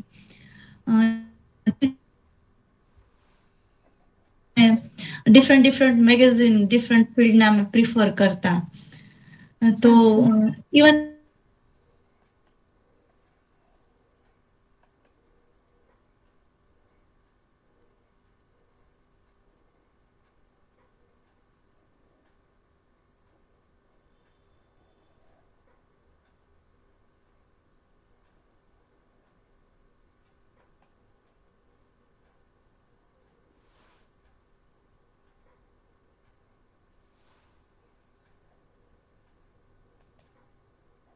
દરેકના માઇન્ડમાં થોડી નર્વસનેસ હોય છે somehow. So will you please share your experience? ઇન્ટરવ્યુની પ્રોસેસ જે છે એમાં ફર્સ્ટ ઇન્ટરવ્યુ હતું ત્યારે હું થોડી કોન્શિયસ હતી, કારણ કે ફર્સ્ટ ટાઈમ આવું સિવિલ સર્વિસીસનું ઇન્ટરવ્યુ હતું એટલે. પણ જેવું એન્ટર થયા પછી જ્યારે ઇન્ટ્રોડક્શન આપ્યું ને ત્યારે ત્યાં સુધી હું થોડી કોન્શિયસ હતી, પણ પછી બોર્ડ મેમ્બર્સ બહુ સારા હોય છે, કારણ કે એ લોકો બહુ એજેડ પર્સનાલિટીઝ હોય છે, વેરી વેલ નોલેજેબલ પર્સન્સ. એટલે અને એમની સાથે વાત કરતા હોય ત્યારે વડીલો સાથે વાત કરી રહ્યા હોય ને એવું ફીલ કરાવે આપને. એટલે જે મેં, કારણ કે કોર્પોરેટના ઇન્ટરવ્યુઝ પણ આપેલા છે, ટાઈપના હોય છે કે તમને ફાયર કરી દઈએ અને તમને એટલા નર્વસ કરી મૂકે. પણ જીપીએસસી નું આખું સિસ્ટમ ડિફરન્ટ છે, એમાં તમને એટલું કમ્ફર્ટેબલ ફીલ કરાવે, તમને એવું લાગે કે તમારા વડીલો સાથે ચર્ચામાં બેઠા છો. અને મારું જેમ કે એવું હતું કે ફર્સ્ટ અટેમ્પમાં મારું બેન્કિંગ એક્સપિરિયન્સ વધારે છે, એટલે મને એવું હતું કે ક્વેશ્ચન્સ મારા બેન્કિંગ પર વધારે હશે. પણ મને એ વખતે કારણ કે કોવિડની સિચ્યુએશન હતી એટલે એના ઉપર ક્વેશ્ચન્સ આવેલા. તો જેમ કે એક કહીશ કે ફર્સ્ટ વેવ ઓફ કોવિડ હતું એનું મને પૂછેલું કે ઇન્ડિયાનો રિસ્પોન્સ કેવો હતો. તો એનું મેં અપ્રિશિએટ કરેલું અને મેં કહેલું કે ઇન્ડિયાએ જે ક્વિક લોકડાઉન કરેલું અને એ બધું બહુ સરાહનીય હતું. અને જ્યારે એડવાન્સ કન્ટ્રીઝ કંઈ નહોતા કરી શકે ત્યારે ઇન્ડિયાએ બહુ ક્વિકલી એફર્ટ મૂકેલા. તો પછી મને એમણે કહ્યું કે ના, તો ઇન્ડિયાએ સેકન્ડ વેવમાં પણ બહુ સારું કરેલું. ત્યારે મેં એવું સ્ટેન્ડ લીધું હતું કે ના, India failed in second wave of COVID. ત્યારે થોડું મને કાઉન્ટર ક્વેશ્ચન કરવાનું અને મારો ઓપિનિયન ચેન્જ કરવાની બહુ કોશિશ કરી હતી. પણ એટલે ત્યારે હું થોડું, મારી પાસે એના પોઈન્ટ્સ પણ હતા, સ્ટેટિસ્ટિકલ ડેટા પણ હતા. એટલે મેં કહ્યું કે બહુ ખરાબ નથી કર્યું, પણ હું જે ફર્સ્ટ વેવમાં આપણે જે રેઝિસ્ટન્સ આપ્યું હતું એવું સેકન્ડ વેવમાં નહોતું. એટલે દેટ મીન્સ હું એ કહેવા માંગુ છું કે ઘણીવાર આપણે કંઈ સ્ટેન્ડ લેતા હોઈએ છીએ તો ત્યારે એ લોકો સામે બહુ જ કાઉન્ટર કરવાની કોશિશ કરે એવા પોઈન્ટ પર. પણ જ્યારે તમારી પાસે એનો જસ્ટિફિકેશન હોય તો ત્યારે તમે પોઈન્ટ પર સ્ટ્રોંગ અડી રહી શકો તો એનું પણ એ લોકોનું ઇવેલ્યુએશન હોય છે. એ બેકફાયર પણ કરી શકે. કારણ કે હું ઇન્ટરવ્યુમાંથી બહાર નીકળી ત્યારે મને થોડું એવું લાગ્યું હતું કે જો એ બેકફાયર થયું અને એમને લાગ્યું કે હું જિદ્દી છું અથવા અડેમેન્ટ છું મારા વસ્તુઓને લઈને, મારા ઓપિનિયન્સને લઈને, તો એ મને નેગેટિવલી પણ અફેક્ટ કરી શકે. પણ મારી પાસે ડેટા હતો એને પ્રૂવ કરવા માટે. એટલે it work in my favour I guess. કારણ કે મને 60 માર્ક્સ હતા એ વખતે અને હાઈએસ્ટ 65 અરાઉન્ડ હોય છે. અને પછી એટલે that was the first interview. અને જે સેકન્ડ ઇન્ટરવ્યુ હમણાં મેં આપ્યું જેમાં મારું ડેપ્યુટી કલેક્ટરમાં થયું, એમાં તો મારા વન ઓફ ધ હાઈએસ્ટ માર્ક્સમાંથી છે. મારા 65 માર્ક્સ આવેલા છે એમાં 65. અને એમાં એવું હતું કે જનરલી મેં બધાની ટ્રાન્સક્રિપ્ટ વાંચી હતી તો એમાં લોકોને બહુ જ ફેક્ચ્યુઅલ ક્વેશ્ચન્સ પૂછી રહ્યા હતા. પણ કારણ કે મારું વર્ક એક્સપિરિયન્સ હતું, ડીવાયએસપીનું બેકગ્રાઉન્ડ હતું, આ વખતે બેન્કિંગનો એક્સપિરિયન્સ હતો, એટલે મને બધા જ ક્વેશ્ચન ઓપિનિયન બેઝ પૂછેલા હતા. જેમ કે પોલીસિંગ રિલેટેડ હતા તો એમાં પૂછ્યું હતું કે ફિમેલ્સને શું ઇશ્યુઝ છે. પછી પોલીસિંગમાં ટેકનોલોજીકલી એ લોકો કેમ હજી પણ કદાચ એટલા પ્રોગ્રેસ નથી, તો હજી કેવી પ્રકારની ટેકનોલોજીકલ ચેલેન્જીસ આવી શકે અને ડિપાર્ટમેન્ટને શું કરવાની જરૂર છે. પછી પોલીસિંગ એઝ અ હોલ જે ઇશ્યુઝ છે એના ઉપર ચર્ચા થયેલી. પછી એક પેનલ મેમ્બરે મને બેંક રિલેટેડ પૂછેલું, જે બેંક હમણાં ઇન્ડિયામાં જે બેંક મર્જર અને એક્વિઝિશનનું પ્રોસેસીસ ચાલી રહી છે. કારણ કે બેંક્સ બહુ હ્યુજ લોસીસ કરી રહ્યા છે ફ્રોડના, જે નીરવ મોદી અને વિજય માલ્યા ટાઈપના જે કેસીસ થયા છે એના લીધે. તો એના પર ઓપિનિયન પૂછેલા. અને ત્રીજા એક પેનલ મેમ્બર હતા, એમના બધા ક્વેશ્ચન્સ મારા એજ્યુકેશન બેકગ્રાઉન્ડ, ફાર્મસીના સિનારીઓ, ઇન્ડસ્ટ્રી સિનારીઓ ઉપર હતા. અને ચેરમેન સરના ક્વેશ્ચન્સ થોડું ફિલ્ડ રિલેટેડ, એટલે આઈપીએસ ઓફિસર્સ કે એમના લેડી આઈપીએસ ઓફિસર્સ ના પાસેથી કંઈ લર્ન કરવા જેવું હોય કે શું એમ કરો છો, એ ટાઈપના ક્વેશ્ચન્સ હતા. એટલે ઇન શોર્ટ મને જે નર્વસનેસની આપણે વાત કરી એ રહેતી હોય છે, ડર પણ રહેતો હોય છે. અને જે ખાલી મને એવું લાગે છે કે ડોરમાં એન્ટર થતાં પહેલાં રહેતો હોય છે. Once you enter that cabin એ લોકો બહુ જ સારું ફીલ કરાવતા હોય છે. એટલે અંદર ગયા પછી બહુ રિલેક્સ રહેવાય છે અને એટલું સારી રીતે કમ્યુનિકેટ કરતા હોય છે કે બધું ઇઝીલી આન્સર પણ કરી શકે. આપણે આન્સર આપવા માટે કમ્ફર્ટેબલ ના હોઈએ તો ઇઝીલી એ લોકો સ્વિચ પણ કરતા હોય છે કે ટોપિકને થોડો એ લોકો થોડો ડાયવર્ટ કરીને બીજું કંઈ પૂછે. એટલે થેન્ક યુ વૃંદાભાઈ, બહુ સરસ જવાબ આપ્યો. કદાચ સર લોસ એન્જલસ થી ઝાલા બાપુ આપણી વચ્ચે છે, જો એમની વાત કરી શકે તો. જી કનકસિંહજી ઝાલા બાપુ સાહેબ. જય માતાજી. વૃંદાબા, આપને ખૂબ ખૂબ અભિનંદન.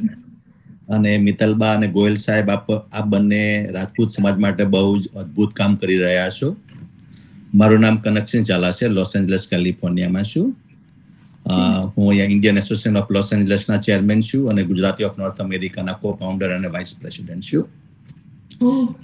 વૃંદાબા, આપ જે ડીવાયએસપી તરીકે થયા અને બહુ જ ખૂબ લાગણી થઈ, કેમ કે મારે 4 બાળકો છે. એમાં મોટી ડોટર દેવકી બા છે, એ યુએસ આર્મીમાં સીબન સ્પેશિયાલિસ્ટ છે.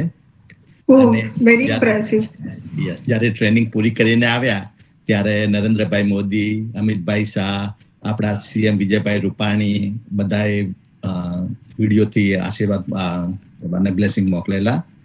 અને જે વિજયભાઈ રૂપાણી સીએમ હતા એમના સન આઈ એમ ધ ગાર્ડિયન, એટલે એ મુખ્યમંત્રી હતા ત્યારે પણ એ જ રીતે ઓળખાણ કરાવે કે કનકસિંહ બાપુ અને ફાલ્ગુનીબા ઋષભના માતા પિતા છે.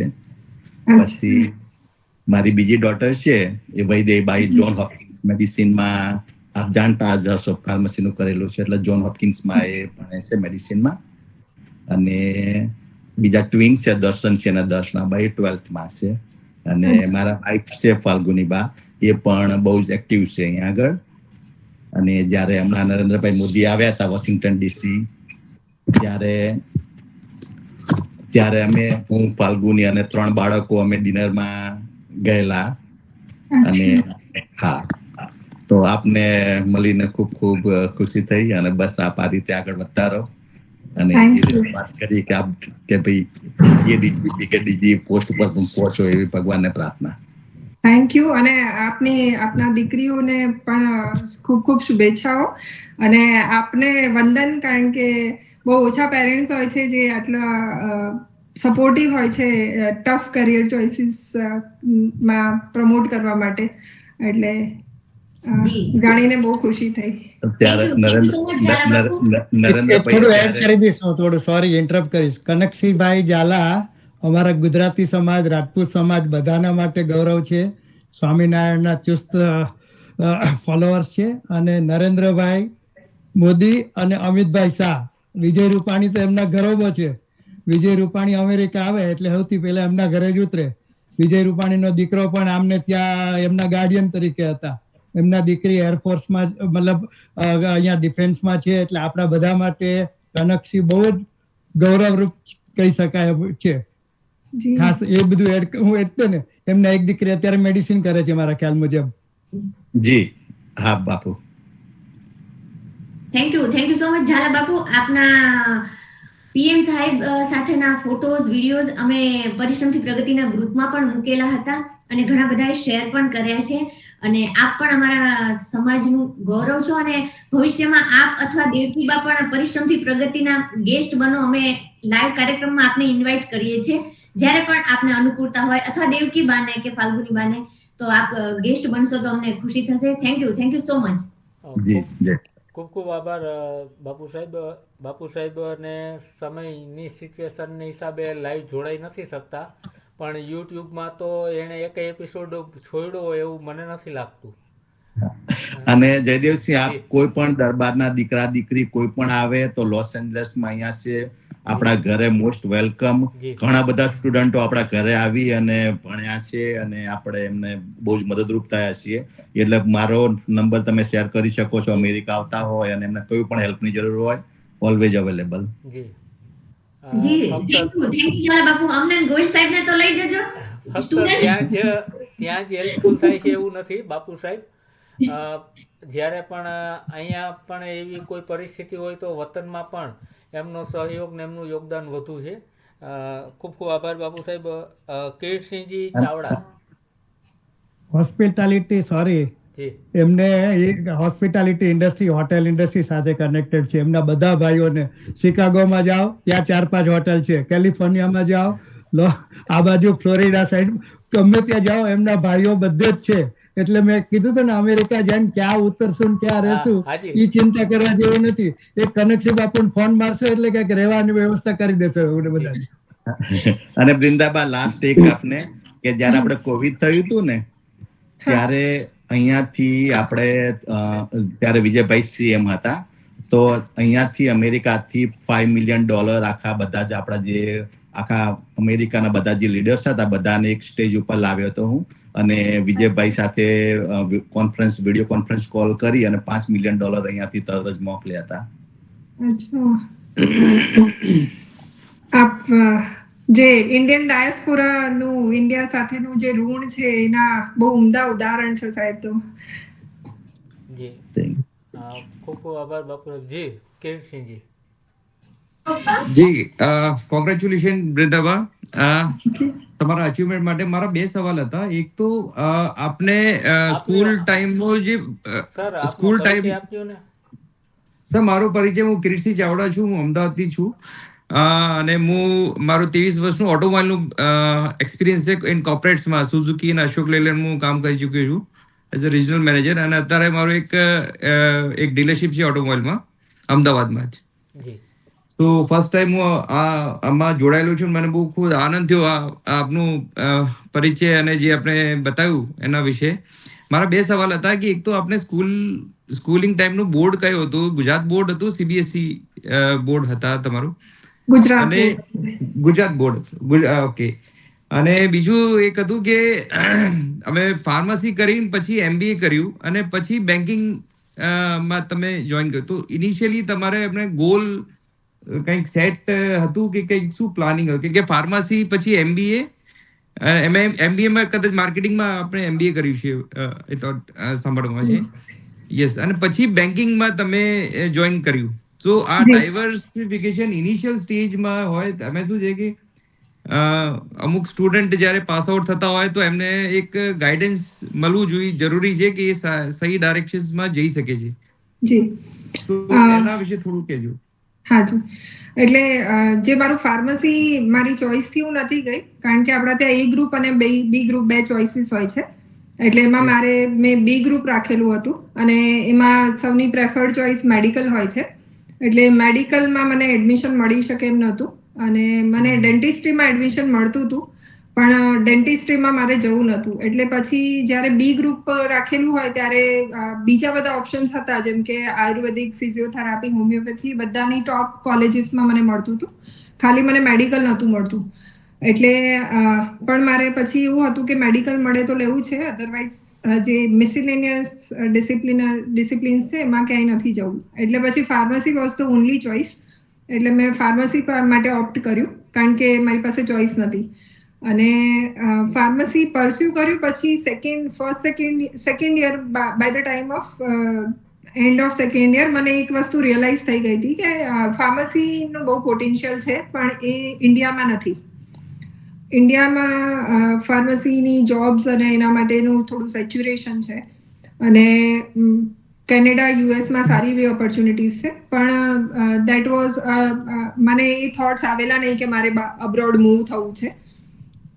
એટલા માટે એ ક્લેરિટી આવી ગઈ હતી કે મને ફાર્મસીમાં પરસ્યુ નથી કરવું. ફાર્મસી મને એઝ અ ડિસિપ્લિન ગમેલું, પણ જ્યારે જોબ પ્રોસ્પેક્ટ્સ એવું ના હોય તો પછી એનો મતલબ નથી, કે કારણ કે મારા માટે ફાઇનાન્શિયલ ઇન્ડિપેન્ડન્સ એ મારો ગોલ હતો. ખાલી ભણવા માટે ભણી લીધું એવું હતું નહીં.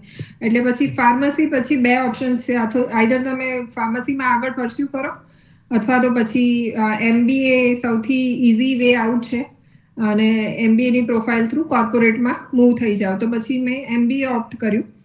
હવે એમાં એવું થયેલું કે મારા ફાધરના એક બેંક મેનેજર ફ્રેન્ડ હતા. એટલે જ્યારે મેં MBA ના એન્ટ્રન્સની તૈયારી ચાલુ કરી ત્યારે બેંકમાં IBPS થ્રુ જે વેકેન્સીઝ આવતી હતી એનું રિક્રુટમેન્ટની એડવર્ટાઇઝ આવેલી હતી. એટલે એ અંકલે પપ્પાને વાત કરેલી. એટલે પપ્પાએ કહ્યું કે ફોર્મ ભરી તો જો.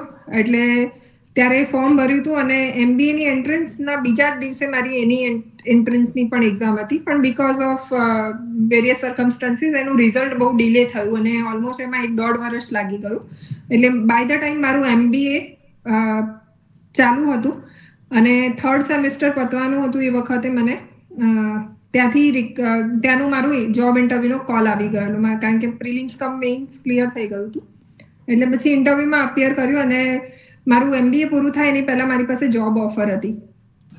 પણ વસ્તુ એ હતી કે મારે MBA ના 4th સેમેસ્ટર પહેલા એને જોઈન કરવું પડે એવું હતું. એટલે થોડું આપણા ત્યાં એવી નોશન હોય છે કે ગવર્મેન્ટ જોબ મળતી હોય તો પછી કોર્પોરેટમાં જવાનું મતલબ નથી. એટલે ફેમિલીનું બી થોડું ઇન્ક્લિનેશન વધારે હતું કે પબ્લિક સેક્ટરની ગવર્મેન્ટની જોબ મળી છે. તો એટલે મારી બહુ ઈચ્છા હતી કે હું પ્લેસમેન્ટમાં બેસું. અને ઇનફેક્ટ અમારા MBAમાં જે CGPA હોય છે એમાં 2.5 ની અબોવ CGPA હોય એ લોકોને અમુક 4-5 કંપનીઝ એવી હતી કે જેમાં ખાલી 2.5 ના ઉપર CGPA હોય એ જ લોકો બેસી શકે. એવા હાર્ડલી 4-5 સ્ટુડન્ટ હોય છે. એમાંથી હું એક હતી. મારું CGPA બહુ સારું હતું. I was secondary rank holder in MBA. પણ પછી ચોઇસ, કારણ કે આવી કોન્ફ્લિક્ટિંગ ચોઇસ આવી ગઈ એટલે પછી મેં બેંકની જોબ ઓપ્ટ કરી લીધી અને એના લીધે મારું અટેન્ડન્સ જે 4th સેમેસ્ટરમાં હતું એ ઓલમોસ્ટ 10% પણ નહોતું, એ પણ પ્રોક્સી મારીને અટેન્ડન્સ થયેલી હતી કારણ કે હું બોમ્બે ટ્રેનિંગમાં જતી રહી હતી. એટલે મેં એની ફાઇનલ એક્ઝામ્સ આપી પણ પછી એના લીધે જે મારી 3-4 કંપની મેં કહ્યું જે સારી હતી એના માટેનું મારું CGPA બીકોઝ ઓફ અટેન્ડન્સ અને એના ઇશ્યુઝના માર્ક્સ અને જે પ્રોજેક્ટ્સના માર્ક્સ હોય એમાં અમુક પ્રોફેસર સપોર્ટિવ નહોતા એટલે મારું CGPA 2.48 આવીને અટકી ગયું. એટલે 0.2 માર્ક્સ માટે થઈને સારી કંપનીમાં બેસાય એવું નહોતું. એટલે પછી આઈ લેટ ધ ઓપોર્ચ્યુનિટી ગો અને બીજી કંપનીઝમાં પછી હું બેસી નહીં અને મેં આ બેન્કિંગ જોબ કન્ટિન્યુ કરી. એટલે it was always about circumstances અને નહીં એ એકચ્યુઅલી એ જ હતું કે ગુજરાત બોર્ડ થી તમે કર્યું પછી, કેમ કે મારા એ જ ક્વેશ્ચન હતું કે ડાયવર્સિફિકેશન ઇનિશિયલ સ્ટેજમાં ઘણું હતું કેમ કે નોર્મલી એક જ ફોકસ હોય છે અને કોર્પોરેટ્સમાં તમને કદાચ વધારે સારું મળી શકે કેમ કે બેન્કિંગનું ટાઈમિંગ અને એનું કામ કરવાની પદ્ધતિ એવી અને રોબોસ્ટિક હોય છે કે જેમાં સવારથી સાંજ સુધી એક જેતું કામ હોય છે. જી તો ડેવલપમેન્ટ ઓછું થતું હોય છે. હાજી, એટલે મને 4-5 વર્ષ પછી સેચ્યુરેશન ફીલ થવા લાગેલું કે હવે આખી જિંદગી આ જોબ નહીં થાય. એટલે પછી હું ઓલરેડી ઓપ્શન્સના સર્ચમાં હતી અને ત્યારે પછી આ મારું ઇન્ટરેક્શન કલેક્ટર અને SP સાહેબ સાથે થયું અને પછી મને એવું થયું કે આ બાજુ તૈયારી કરીએ. એટલે હા, એટલે બહુ લાંબા પછી આપણે આ કહેવાય ને કે ગાઈડન્સ પછી મળ્યું મોડે અને એટલે તમે કીધું હતું કે તમે કદાચ 30 ના એજમાં તમારે લાસ્ટ અટેમ્પ્ટ હતું ત્યારે તમને ચાન્સ મળ્યું છે. સો આજકાલમાં આપણે જો વિદ્યાર્થીઓને 9મા 10માથી જ પ્રિપરેશનનું અને આ ગાઈડન્સ અપાઈએ તો કદાચ એમને એક ફોકસ રહે કે 12મા પછી મને કે કોલેજ પછી મને આ વસ્તુ કરવી છે. ઈઝી પણ થઈ જાય એમના માટે. પણ હું એક વસ્તુ કહીશ કે 9-10 ધોરણ એ બહુ અર્લી ઓન થઈ જશે. મારા ખ્યાલથી કોલેજ પછી ડિરેક્શન આપવી જોઈએ કારણ કે જો બહુ વહેલા પ્રિપરેશન ચાલુ કરી દઈએ ને તો બાય ધ ટાઈમ એક્ઝામ આવે ને ત્યાં સુધી તમારું ટેમ્પરામેન્ટ ખતમ થઈ જાય. એટલે કારણ કે આ એક્ઝામ માટે મેક્સિમમ 1 વર્ષ ઇનફ છે. આમાં ઇનફ નહીં, પ્રિપરેશન ની વાત નહીં કરતો, એમનું જે મેન્ટલી સ્ટેજ તૈયાર કરવું કે ભાઈ આ છે. આજે મેં મારા બેબી હતા 10thમાં એક્ઝામ 10thમાં છે તો અત્યારે મેં એને પ્રોગ્રામ બીજા લેપટોપમાં જોઈન કરાવી છે. તમે પણ શીખો કે શું છે. તો ઇનિશિયલી આ અહીંયાથી જ એક મોટિવેશન સ્ટાર્ટ થાય છે. એક આઈડલ રોલ મોડેલ બને છે કે મારે વૃંદાવનની જગ્યાએ પહોંચવાનું છે. કીર્તિભાઈ નું કહેવાનું એવું છે, બરાબર ને? તો થેન્ક યુ અગેન અને કોંગ્રેચ્યુલેશન્સ અને તમે પ્રગતિ આગળ હજી કરો અને યુપીએસસી હજી જો ચાન્સ હોય તો યુપીએસસી પણ ક્લિયર કરી શકો તો વધારે સારું. Thank you Kirtibhai, thank you so much. Thank you. કદાચ શ્રી પ્રકાશભાઈ જોઈનિંગ હતા સર, છે? હા છે ને. જી, એમનું રાઈઝ હેન્ડ હતું અને ગોયલ સાહેબના ચહેરા પર થોડી મુસ્કાન હતી એટલે કદાચ ગોયલ સાહેબ ઇન્ટ્રોડક્શન ના આપે તો ગોયલ સાહેબના ધર્મપત્ની જોઈનિંગ હતા ને એમનું રાઈઝ હેન્ડ હતું. તો પ્લીઝ બા સાહેબ.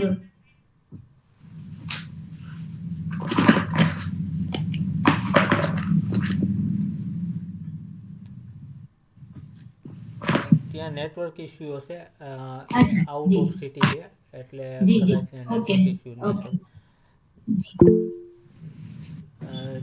જી ભૂમિકા બા.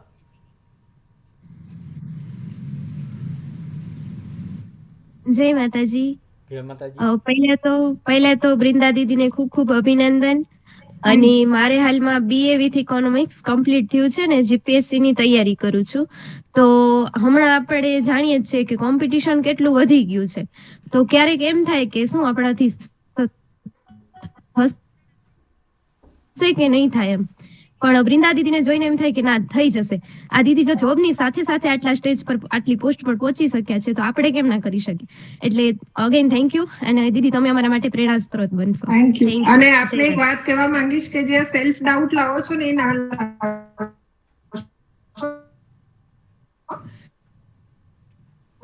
કે નહીં થાય મારાથી ને આ ટાઈપનું, ત્યારે એ પર્ટિક્યુલર મોમેન્ટ પર ફીલ થાય ને તો બરાબર છે પણ કોન્સ્ટન્ટ પોતાને રીએશ્યોરન્સ આપ્યા કરવાનું કે થઈ જશે મારાથી, હું પૂરતી મહેનત કરું છું તો બધું સપોર્ટ કરશે. એટલે ફેથ રાખજો, થઈ જશે. થેન્ક યુ દીદી. થેન્ક યુ ભૂમિકા બા, all the best. Thank you. Ji Prakash બા.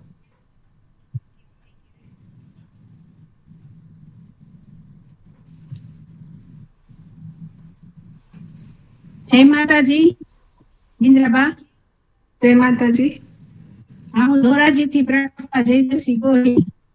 કોંગ્રેચ્યુલેશન, આપને ખૂબ ખૂબ શુભેચ્છા, પ્રગતિ કરો, વધારે ને વધારે એવી શુભેચ્છા. Thank you. ખૂબ ખૂબ આભાર આપનો. થેન્ક યુ બા સાહેબ, થેન્ક યુ સો મચ. અને ગોવિંદ સાહેબ સમાજ સેવામાં એટલા વ્યસ્ત રહે છે અને બા સાહેબ ઘર પરિવાર બાળકો અને બીજી સામાજિક પ્રવૃત્તિમાં ગોવિંદ સાહેબને ન થવું પડે અને ગોવિંદ સાહેબ વધારે સમાજ સેવા કરી રહ્યા છે. તો એનો તમામ શ્રેય હું બા સાહેબને આપું છું. તો બા સાહેબ thank you so much. Sir, ગ્રુપમાં ફરીથી આપણી વોટ્સએપ ગ્રુપ લિંક મૂકજો, કોઈનો મેસેજ છે. જી, ફરીથી લિંક મૂકી દઉં છું. બીજું ખાસ એ જણાવું કે આપણે અવાજ આવે છે ને મારો?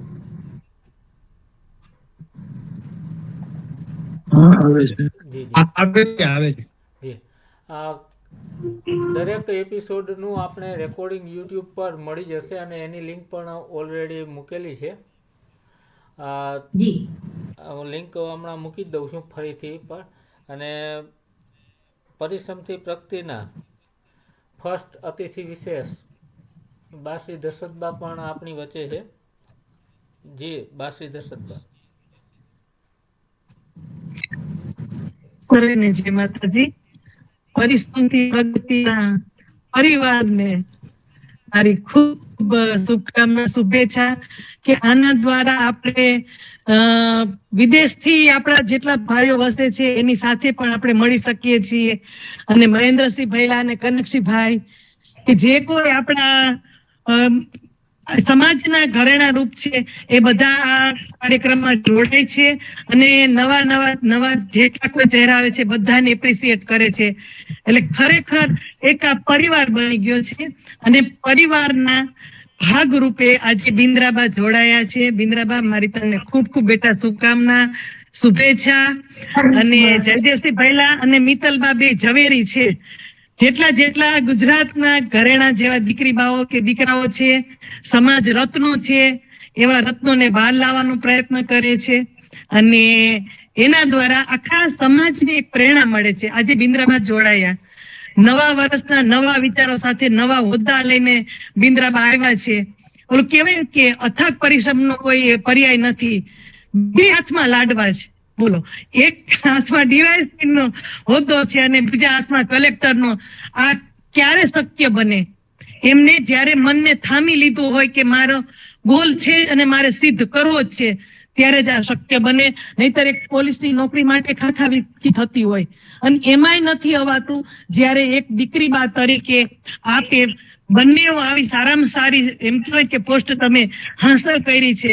એટલે ખાસ તો આપના માતા પિતાને હું ખૂબ ખૂબ કોટી ધન્યવાદ પાઠવું છું કે આ શિક્ષણ તો આપ્યું પણ સાથે એટલા સંસ્કાર ઊંચા આપ્યા અને સંસ્કારને સાચવી અને આ શિક્ષણ પ્રાપ્ત કરી અને એને દીપાવવું ને એ ખૂબ એટલે ખૂબ જ આપણા સમાજનું એક ગૌરવ કહેવાય.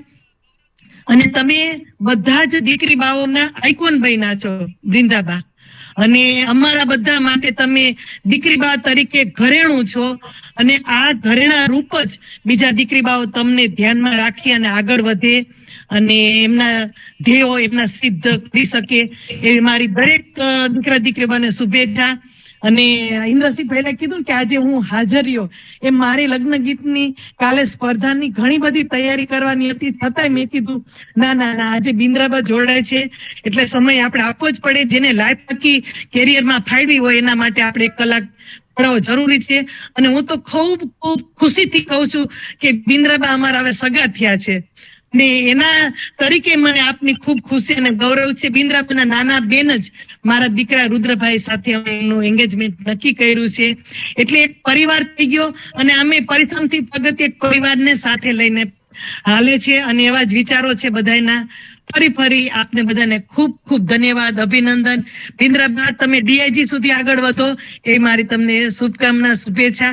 કલેક્ટરમાં જવું હોય તો પણ તમે ખુશીથી જે ફિલ્ડમાં આપને ગમે એમાં ખુશીથી આગળ વધો. અને એવી અમારી માતાજીને પ્રાર્થના, શુભકામના, શુભેચ્છા. એમના ભાઈ પણ ક્લાસ 1 ઓફિસર તરીકે અત્યારે હાલમાં એ એક જ માર્ક માટે કંઈક રહી ગયા. આ કલેક્ટરની ડેપ્યુટી કલેક્ટરમાં કંઈક એમના ભાઈ બિન્દ્રાબાના ભાઈ માર્ક માટે રહી ગયા. એટલે બહુ સારું શિક્ષણ આખા પરિવારને બાપુ સાહેબે બા સાહેબે આપ્યું છે. એટલે આ એક આપણા સમાજનો આ એક ખૂબ ગૌરવવંતો પરિવાર કહેવાય કે શિક્ષણની સાથે સંસ્કારને દીપાવ્યા અને આ કક્ષાએ પહોંચ્યા છો. એટલે ખૂબ ખૂબ તમને બેટા ધન્યવાદ. અને દિલીપસિંહ પહેલા વાવ બેરાજાથી જોડાયા, તમને ગામનું કેટલું ગૌરવ છે બેટા કે મારા ગામના દીકરી બા છે, મારા ગામનું આ ગૌરવ છે. એટલે હવે અમારા ગુજરાતનું ભારતનું આપ ગૌરવ બનો એવી અમારી તમને શુભેચ્છાઓ. અને જયદેવસિંહ પહેલા મિત્તલબા આ નવા વર્ષના આ નવા એપિસોડ સાથે બિન્દ્રાબાને લીધા છે અને ખૂબ ખૂબ આગળ વધો અને લાખો સુધીના તમારા એપિસોડ થાય અને અમેરિકામાં આપણે ઉજવવો છે એવું નક્કી કરીએ એવી આપ બધાને વિચાર સાથે હું વિરમું છું. જય માતાજી, નમસ્કાર.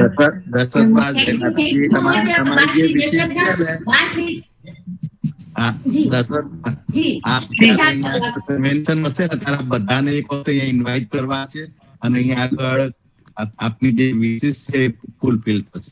જી જી જી બાપુ સાહેબ, ખરેખર આપ વિદેશમાં બેઠા તો પણ આપને આપના વતનનો કેટલો લાગણી ને કેટલી એની એમ લગાવ છે કે ના હું મારા સમાજ માટે કંઈક ઉપયોગી થાવ. અને એ અમને ખુશી છે ને કે આપણે નહીં તો આપણા પોતાના ત્યાં છે અને એના કારણે ભવિષ્યમાં કોઈ દીકરીને અમને ખુશી થશે કે આપણા કનકશીભાઈ એ આપણા જ છે, આપ ત્યાં જજો એમને મળજો તો તમને કોઈ પ્રશ્ન નહીં રહે. એટલે આપ બધા સમાજના આવા મોભીઓ છો ને તો જ આ સમાજ આવો શ્રેષ્ઠ અને સંગઠિત રહીને ગૌરવભેરી આગળ વધી શકશે. જી બા સાહેબ, આપને અને મહેન્દ્રસિંહ પરમાર સાહેબને ખૂબ ખૂબ અભિનંદન કનુભાઈ ગ્રેટ મૂવી માટે. હમણાં જ અમે મૂવી જોઈને આયા, બહુ જ સુપર મૂવી બનાવ્યું છે. તમે મૂવી જુઓ ને તો આપણે હિન્દી ફિલ્મને પણ ભૂલી જઈએ, એટલું સરસ એમાં સસ્પેન્સ, કોમેડી, સોંગ, એક વસ્તુની પણ કમી મહેન્દ્રસિંહ પરમાર સાહેબે નથી રાખી. એટલું સરસ મૂવી બનાવ્યું છે. તો આપ સૌને આ પ્લેટફોર્મ થી કહીએ છીએ કે કનુભાઈ ધ ગ્રેટ આપ જે પણ સિટીમાં રહેતા હો અને મૂવી ત્યાં રિલીઝ થાય તો ચોક્કસ જોવા જજો. અને રુદ્રસિંહ ભાઈને કોંગ્રેચ્યુલેશન. અને બા શ્રી દશરથબા અમારા પરિશ્રમથી પ્રગતિના પ્રથમ અતિથિ વિશેષ હતા અને અત્યારે આ જર્ની આપ સૌ જોઈ રહ્યા છો તો એનો શ્રેય હું બા શ્રી દશરથબાને જ આપીશ કે એમને શરૂઆતમાં અમને હિંમત આપી કે ના તમે આ કામ સારી રીતના કરી શકશો. થેન્ક યુ સો મચ બા સાહેબ. એ તો તમારી ને જયદેવસિંહભાઈની મહેનત છે, અથાગ મહેનત તમારી છે ને ત્યારે જ આ શક્ય બને. એટલે બસ આમ નામ પ્રગતિ કરતી રહે, પરિષદથી પ્રગતિની ઉત્તરોત્તર પ્રગતિ થાય અને નવા નવા ચહેરાઓ, નવા નવા હોદ્દેદારો બહાર આવે અને આપણે બધા એનાથી પરિચિત થાય અને એકબીજાને પ્રેરણા આપીએ. જય માતાજી. ખૂબ ખૂબ આભાર બાબા. બા શ્રી બિરિંદાબા, આપનું માઇક મ્યુટ છે કદાચ ને આપ, હા જી અનમ્યુટ થઈ ગયું.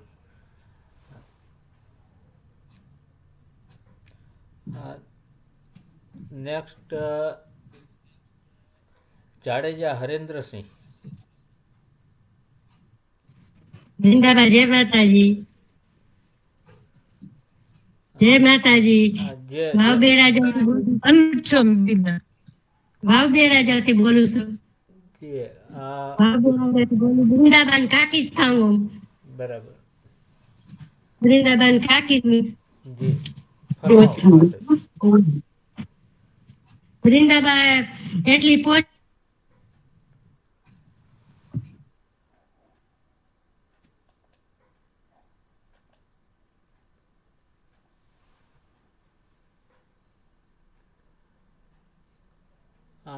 નેટવર્ક ઇસ્યુને લીધે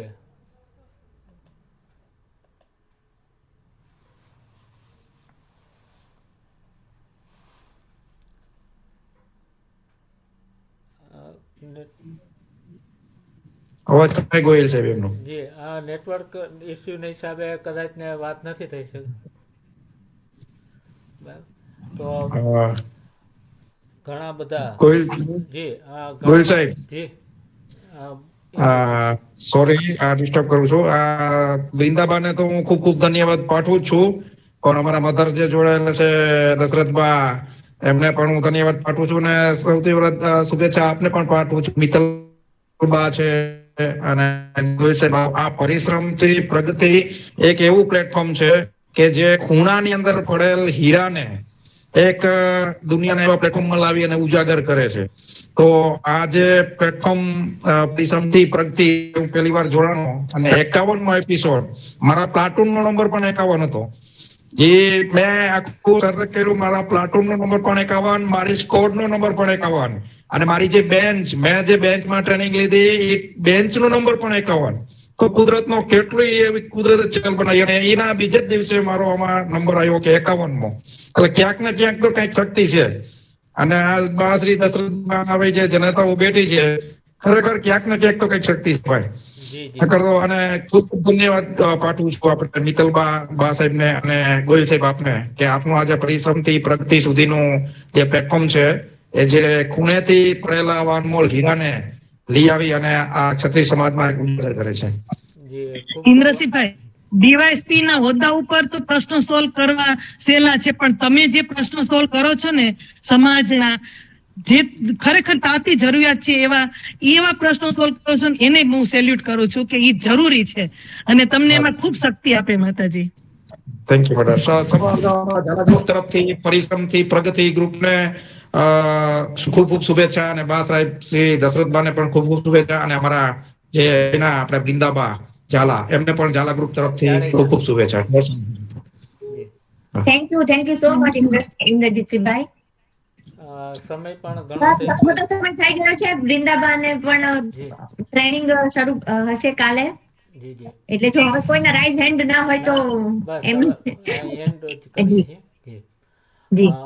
આજના 57મા એપિસોડમાં થોડુંક ઇન્ટરપ્ટ કરીશ.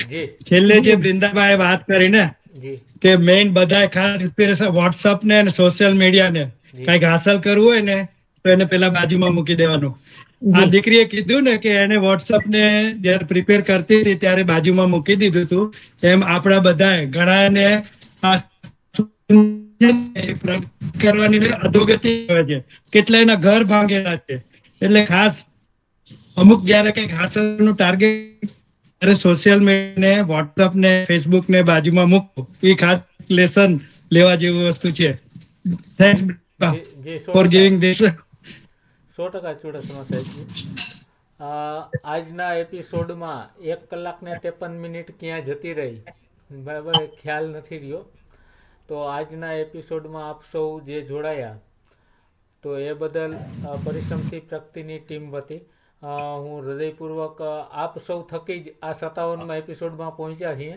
બાકી હું મિત્તલબા બે જોઈનિંગ કરીને બેસીએ તો 57 એપિસોડ ના થાય, પણ આપ બધાનો સહકાર જે છે અને આવી જ રીતે અવિરત સહકાર મળતો રહે એ જ અભ્યર્થના સાથે આપ સૌને જય માતાજી, જય Bhavani. Thank you so much all of you. Thank you so much. Thank you. જય માતાજી. જય માતાજી. જય માતાજી. જય માતાજી. જય માતાજી. જય માતાજી. જય માતાજી.